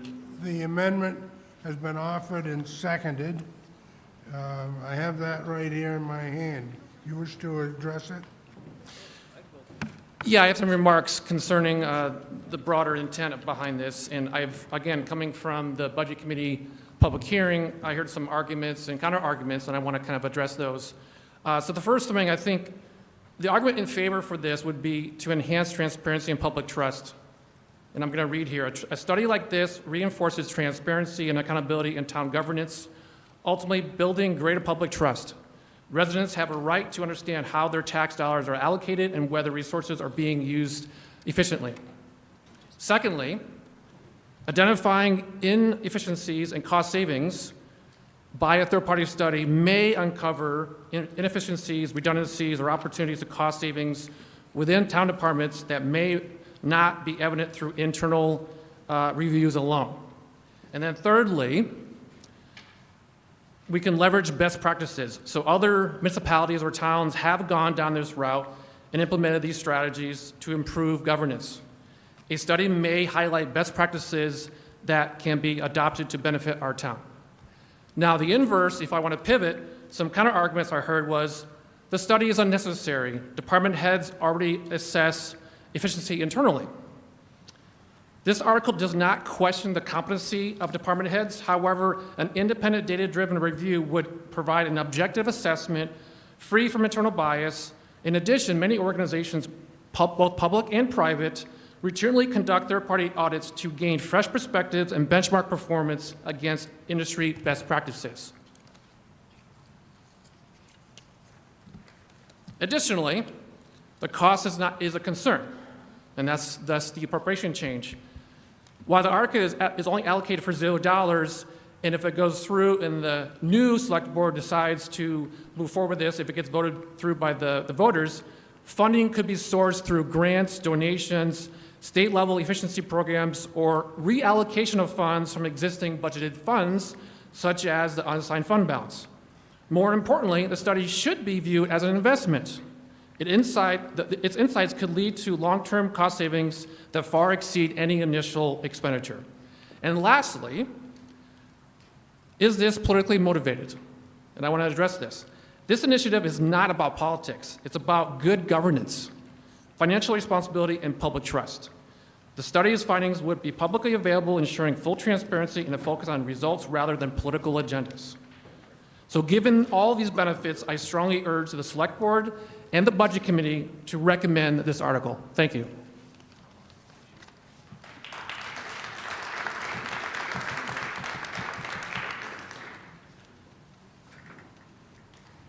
I just wanted to address one item, and if you look at page 12 on your handout, the Select Board would be able to transfer funds or seek funds other ways. Unassigned fund balance would not be able to be used for this project. There are only 3 ways that unassigned fund balance can be used by the Select Board to reduce taxes at tax rate setting time. There's a legal process for emergency expenditures and through warrant articles. So I just wanted to provide that clarification.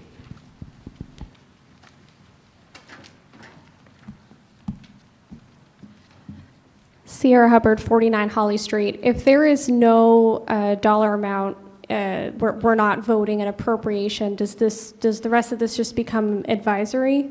Like, is this binding at all, and does this bind the Select Board to do this study if there's nothing appropriated for it?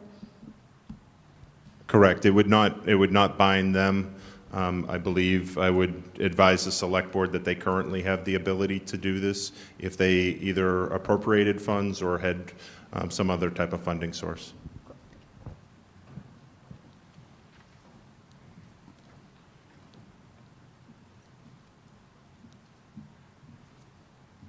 My name is Heather Galnick, and I'm at 188 Snook Road. And my question is, how is this third party determined? Who selects them, and how do we know that they're objective? Thank you.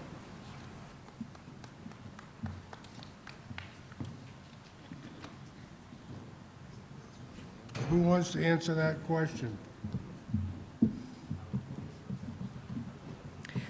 So to answer your question, ma'am, the process would go through an RFP process where we would set obligations that we're requesting of that service provider, and then it would go out to bid, and companies who were able to complete this sort of study would then send forth their proposal as well as a cost, and then the Select Board at that time would make the decision whether or not to move forward or to adjust the outcomes of that study.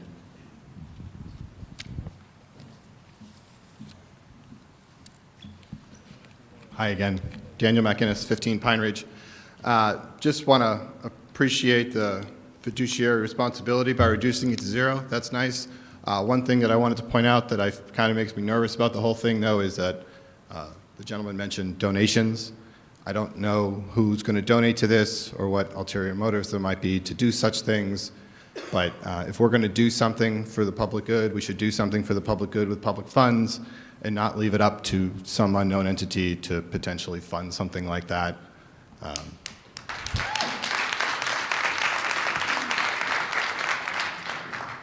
going to take that as my sign to sit down. Thank you.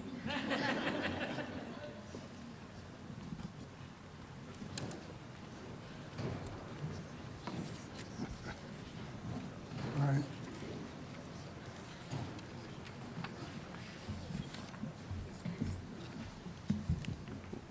Go ahead. Oh, no, you were here first. Oh, okay, thank you. Joshua Douglas, 17 Tyler Drive. I have a question. The charitable donation Does that have to be defined now, or can it be defined later? And if so, what type of charitable donation can it be? Is it a trust or some other factor? How does that get set up?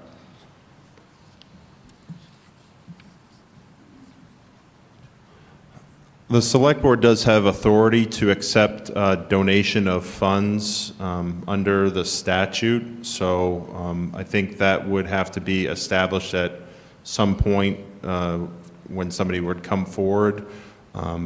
Speaking on behalf of Town Hall staff, I don't know that we would want to be collecting $20 or $30 here and there to fund this, but I guess if somebody came forward, they would, and to donate funds and be accepted by the Select Board, there is a process in their rules of procedure. When it's under $5,000, it must be noticed on a public agenda. When it's, I believe, when it's over $5,000, state law requires that a public hearing be held. Good evening. Davis Allen, 1 Mountain Ash Lane, number 231. Thank you, Mr. Moderator and members of the Select Board. While I am in agreement with the underlying desire to see the town be more efficient and use its money more wisely, and I don't disagree with the underlying argument of using a little bit of money to save more money in the long run, I also have learned that the principle of those who do know best, and by that I mean those who are in the positions, who are working the jobs, know best about what waste occurs in those positions, what inefficiencies there are, what redundancies there are. And so as a state employee, I have participated in trainings that have made me more efficient in the multiple positions I've held for the state, serving the public at the state level. I would be, greatly in favor of the town using its resources to train employees in critical positions to have them be more efficient, to have them find the inefficiencies to save the budget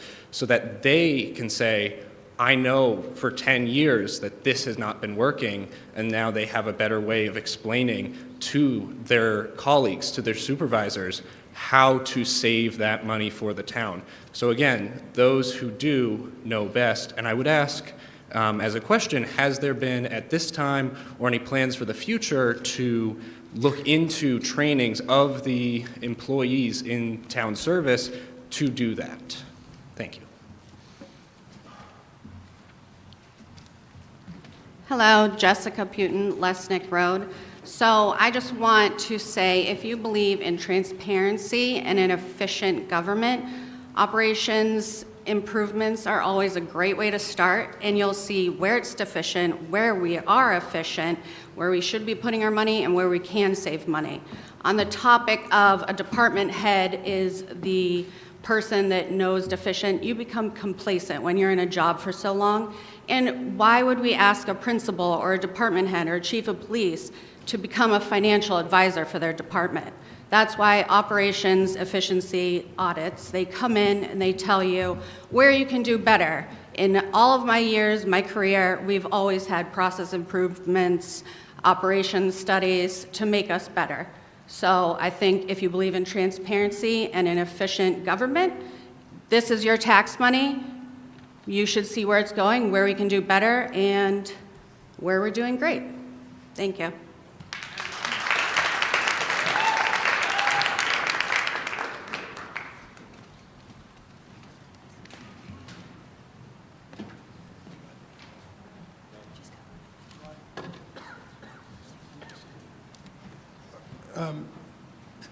You were first. Thank you. Kristen Rem, 7 Reed Street. I have a couple questions for the petitioner and the parties interested, but I also want to plead to the voters of Goffstown. If I want to find something out, generally, I can go to a meeting, I can go on cable access and see the meeting, I can go online and I can read the notes. And I think that that's transparent enough. I think a lot of times what we do is we don't take the time to research and do the work. That's me personally, I do that a lot. I'm not saying, I just say on occasion that happens. Town meetings are where you find your answers, and regardless of how much you tell people that these outside efficiency, Six Sigma, marketed to corporate offices efficiency studies are, those people probably will still feel like those jobs are in jeopardy. A lot of those people are people who live in this town. An efficiency study, again, just an opinion. We're always talking about how we want to save money on our taxes, but people are just willing to donate willy-nilly to this work. I also want to plead that a plan is only as valuable to those who follow it. So how do you think, where's the return on investment if people feel like their jobs are at risk? Also, there's a lot of things that I think both parties, the people who are for it, the people who are against it, will take too much time to come to an agreement on. And getting an opinion first from the people who actually do the job, I think, is more efficient than anything else, because I think they will be honest with you and they won't want to spend $50,000 for an opinion.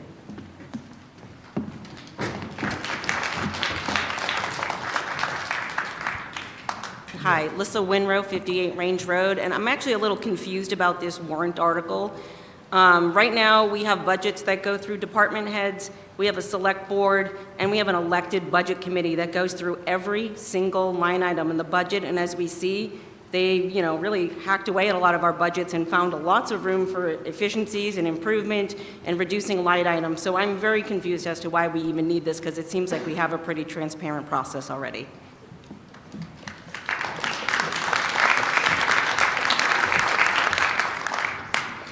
Laura Stevens, Orchard Hill Road. A couple of things about this. This would cost a lot of time and resources for our town departments who are already understaffed and overworked. Also, I wonder if people will have the same feeling about this efficiency if results come back and say, oh, you're really underfunded in these areas. You don't have enough staff in these areas. My feeling is then that we did it all for nothing because there's a certain outcome that people would hope for, and that may not be the case.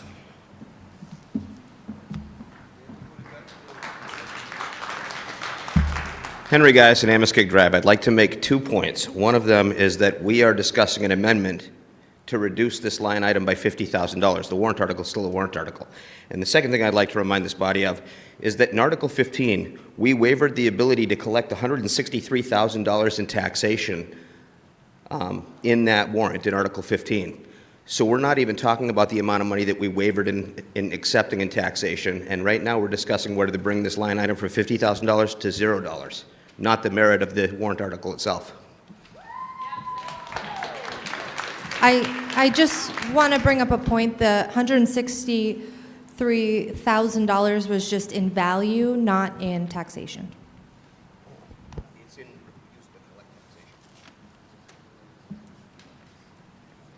Thank you, Mr. Moderator. Joshua Douglas, 17 Tyler Drive.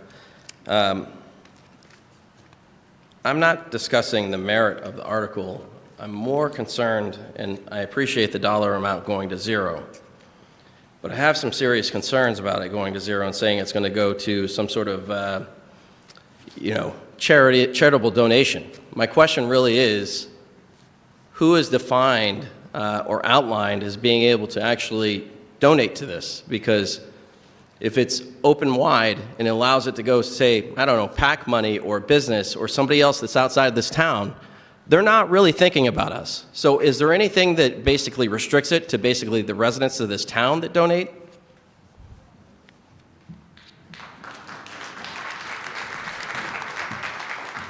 To answer your question, no. It would be up to the select board whether or not to accept donations. Hi, Jessica Putin again. So I want to say efficiency audits, it has nothing to do with being one side of the aisle or the other. It is about, yes, finding where we are deficient, but also efficient. Or if we're lacking, say in the DPW, they have a 2012 truck with 17,000 engine hours. I know engines, I know trucks. That's a lot. But we're not talking about that because people don't know. An efficiency audit would audit and let you know where we are lacking and where to put our money. If we have a truck on the road that has 17,000 hours, how much are we spending in repairs? Are we spending more in repairs than what we could buy a new vehicle? That's what it would show you. So it would show you where we need to put our money, and it wouldn't make it so difficult. We wouldn't be arguing back and forth when you have the results saying, this is where you need to put money. Look how much we're spending, or this is where we're saving. It has nothing to do with right or left. It's just how efficient can we run as a town, and where's your money going? Where should it go? Thank you. Jeremy Bodwin, 3 Palmer Road. So whether this is $50,000, $0, who determines the third party? You said it goes out to a request for proposal. So who determines who's selected? The select board would choose the vendor. Okay, so regardless of where the money comes from, the select board is choosing who is doing the survey, right? Correct. Okay, thank you. No, I have one more. Robert Jones, 467 East Dunbarton Road. Just a minute. Go ahead. Oh, I'm sorry. I didn't see you. Thank you, moderator. You're Brian next. Mazer, again. I just wanted a few more remarks and as a response to some of the other conversation. And I have thought about this, and us petitioners have thought about this. If this does go through and gets voted by the voters and the select board at the time, goes and does a RFP and gets someone, a firm to do this, I have thought they could come back and say, you know what, these departments are inefficient, or they might need more personnel to properly fund their department. I totally get that, and that's the point we're trying to stress here, is that to gain public trust, to make sure we have complete transparency and accountability, we need this type of report so people understand exactly how things are being conducted and where the money is going. So I want to stress that. And the second thing is, I just mentioned the funding source. I can't dictate that. Only the select board can dictate it in regards to if it goes through, how the funding is going to be happening. Don't get hung up on donations, don't get hung up on how it's going to be funded. It's more about, is this a prudent thing to do? And I think it is, because again, we want to gain public trust and make sure that there's complete transparency and accountability. So thank you. Sorry. Robert Jones, 467 East Dunbarton Road. If the sum is 0, is the select board mandated to form this study group, whether it's paid for or not? Is this a demand that the select board and the planning, whoever does it, do this? No. Okay, I just want to make sure of that.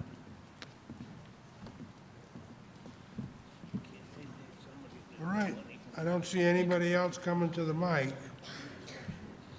So we'll vote on the amendment. And this is what the amendment says.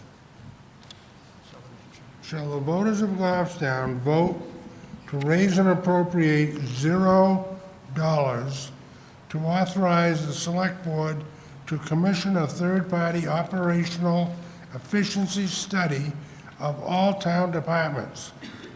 The study aims to identify opportunities for improved efficiency and strategize optimization in the town of Goffstown.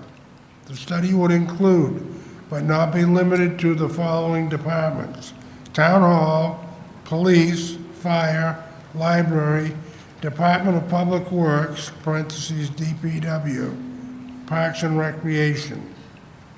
So, all in favor of the amendment, say aye. Aye. Opposed? No! The amendment passes.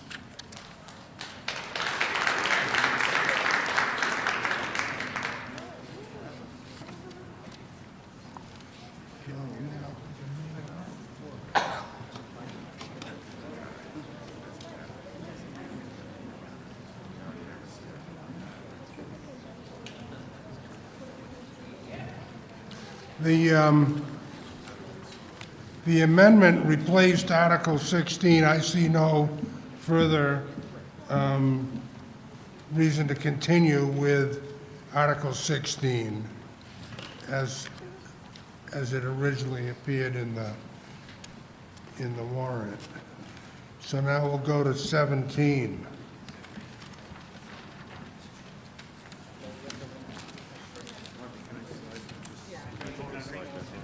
What's that? Oh, okay, yeah.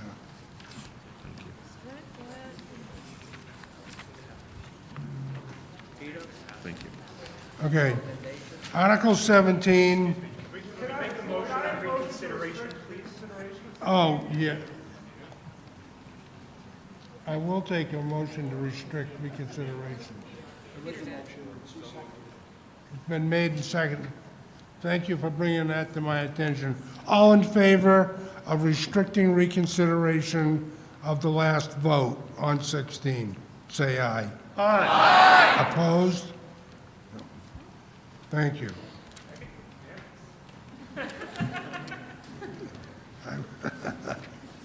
Okay, Article 17. This is a petition article submitted by voters seeking to direct the town to post a check register on the town website. Are there any petitioners in the hall who wish to move this article to the floor?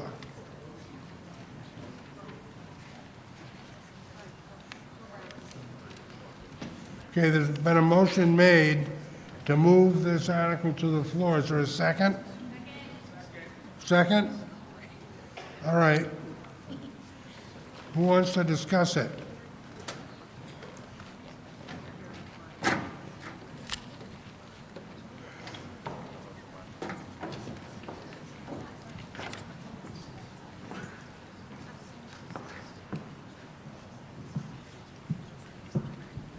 Are you going to read it first, or?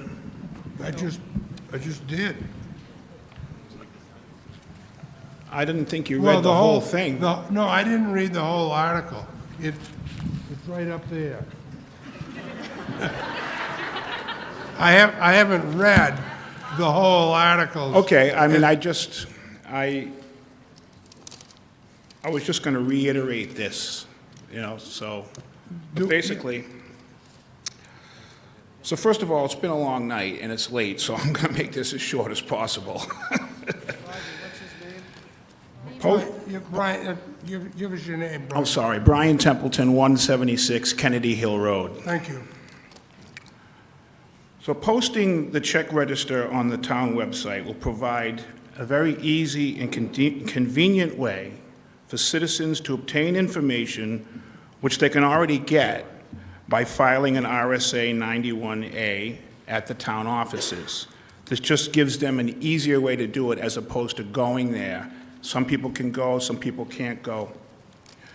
This will also be beneficial to the town, as it will save time and money by not having the town workers process the forms and provide another opportunity for the town to be transparent. It's a win-win. I was asked by the town manager to come to the Select Board special warrant meeting to speak about this petition. I spoke for about 1 minute. I explained it to them and basically said the same thing that I said here. They discussed it.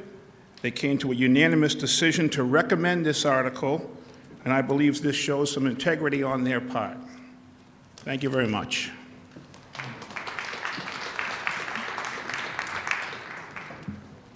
Yes. Samantha Kearns, Washington Street. I know a similar article was brought up yesterday at the school board. Do you know roughly how many RSA 91A right to know requests get requested to the town every year? We have never had a 91A request for this specific kind of information, but just to share part of our discussion as the select board, we discussed it with the finance department. This is something that is relatively easy for us to do. So we would have just agreed to have this done prior to the warrant article, but we agree that this is something that's very easy for us if anyone's interested in that kind of information. Awesome. Thank you.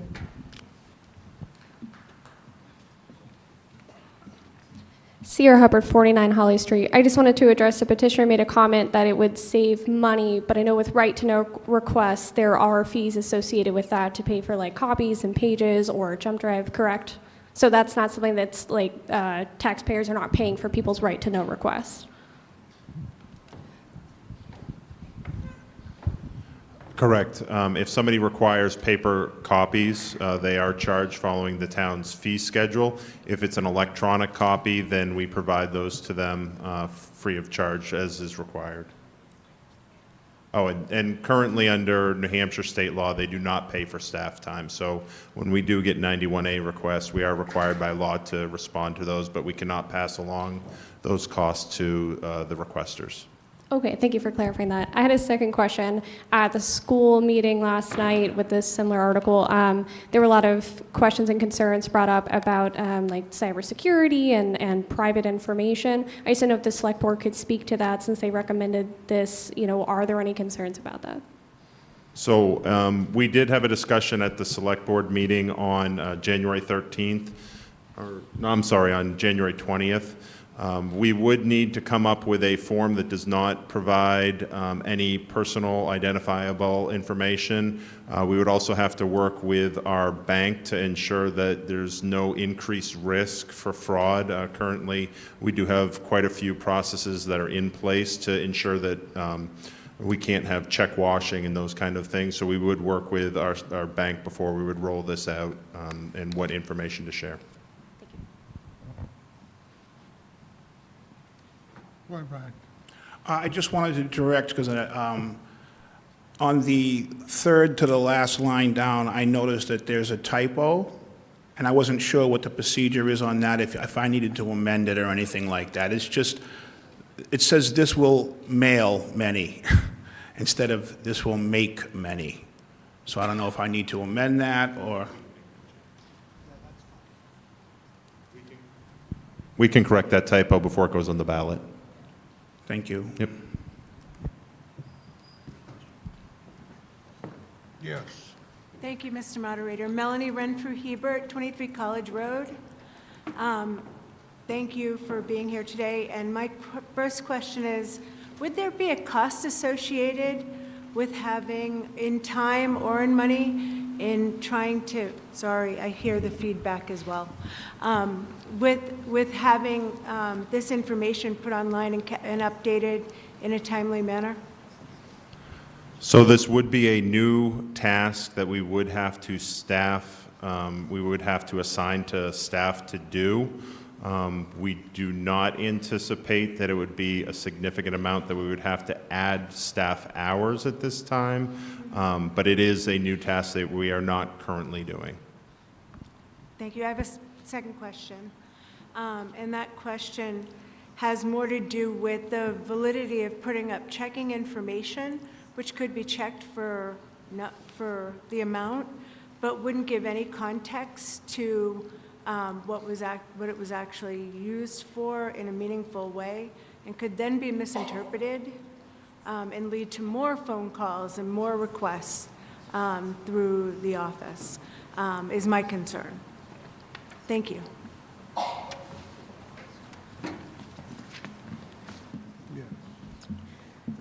I too had a couple of concerns, like a couple other people here, like what's the cost for innovative security and for someone to scrub that information. But I believe last night it was requested, or somebody mentioned something about personal identifier information, and being that my job requires me to know a lot about FERPA and HIPAA and all of that, I would be concerned that there might be information in check registers, and it might go a little deeper than, you know, a couple hours a week. So I would like to know what the cost for that would be before anything like that, before I could, from an educated standpoint, make a determination on that. Is that something in the works with the petition? Are they going to get estimates? Like, how does that work? I don't understand. So this petition article has no appropriation tied to it. If the select board, so I would say that I would advise the select board that's seated in March after town election that this is not mandatory language under state law. There's nothing mandated that the select board do this.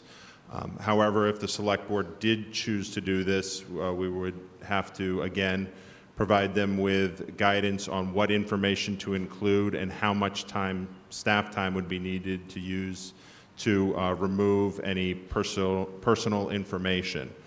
And then the select board at that point would, if it was a significant amount of time that would increase hours for any employees, then they would either need to make the decision to transfer funds to do that or to wait and bring that forward to the budget committee for a future budget year. But this article, as was submitted, has no appropriation tied to it.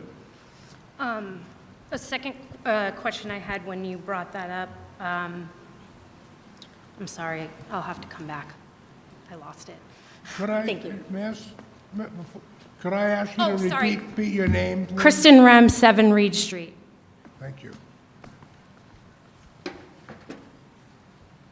Anyone else?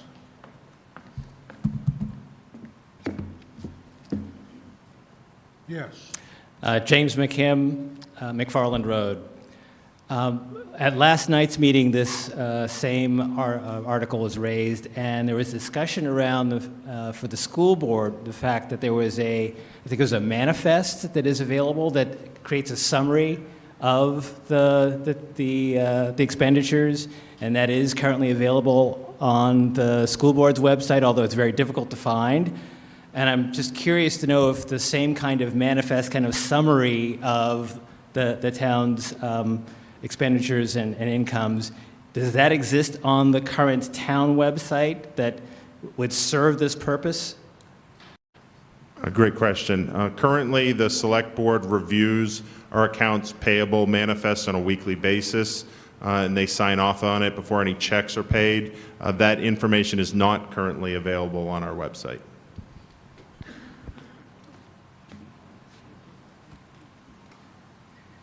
Yes. Kristen Rem, 7 Reed Street.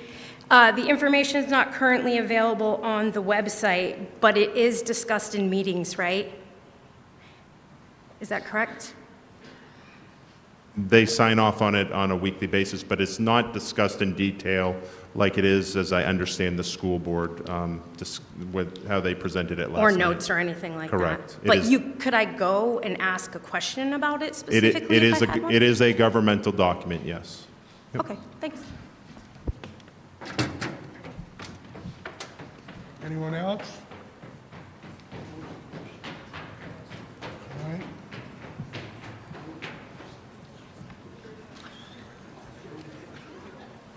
Been a motion made to move the question. Seconded? All those in favor of ending debate on this article, say aye. Aye. Opposed? Okay, we'll stop debate on that. Now you're going to restrict. All right, we got a motion. Is it seconded? Yes. Motion made and seconded to restrict reconsideration of Article 17. All in favor, say aye. Aye. Opposed? Okay, now I will entertain. Mr. Moderator, if I could for a minute, before you entertain the motion we all are waiting for, I want to thank everybody for coming tonight. I see a lot of former and current elected officials and volunteers, and I just wanted to bring to everybody's attention, you heard talk about next year's select board. Next year's select board will have 2 new members, and I would like to stand here and thank Collis Adams, who was not able to be here tonight, who has chosen not to run again, and I would also like to thank Selectwoman Kelly Boyer for her service on the board. She will not be returning either. So thank you. Thank you.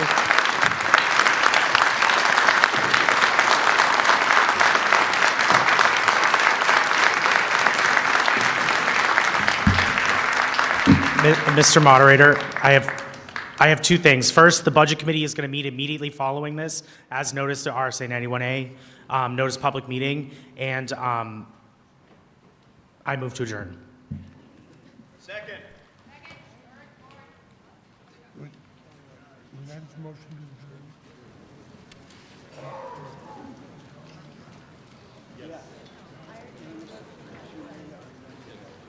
All right, all in favor of the motion to adjourn, say aye. Aye. Opposed? All right, we're all done. Thank you.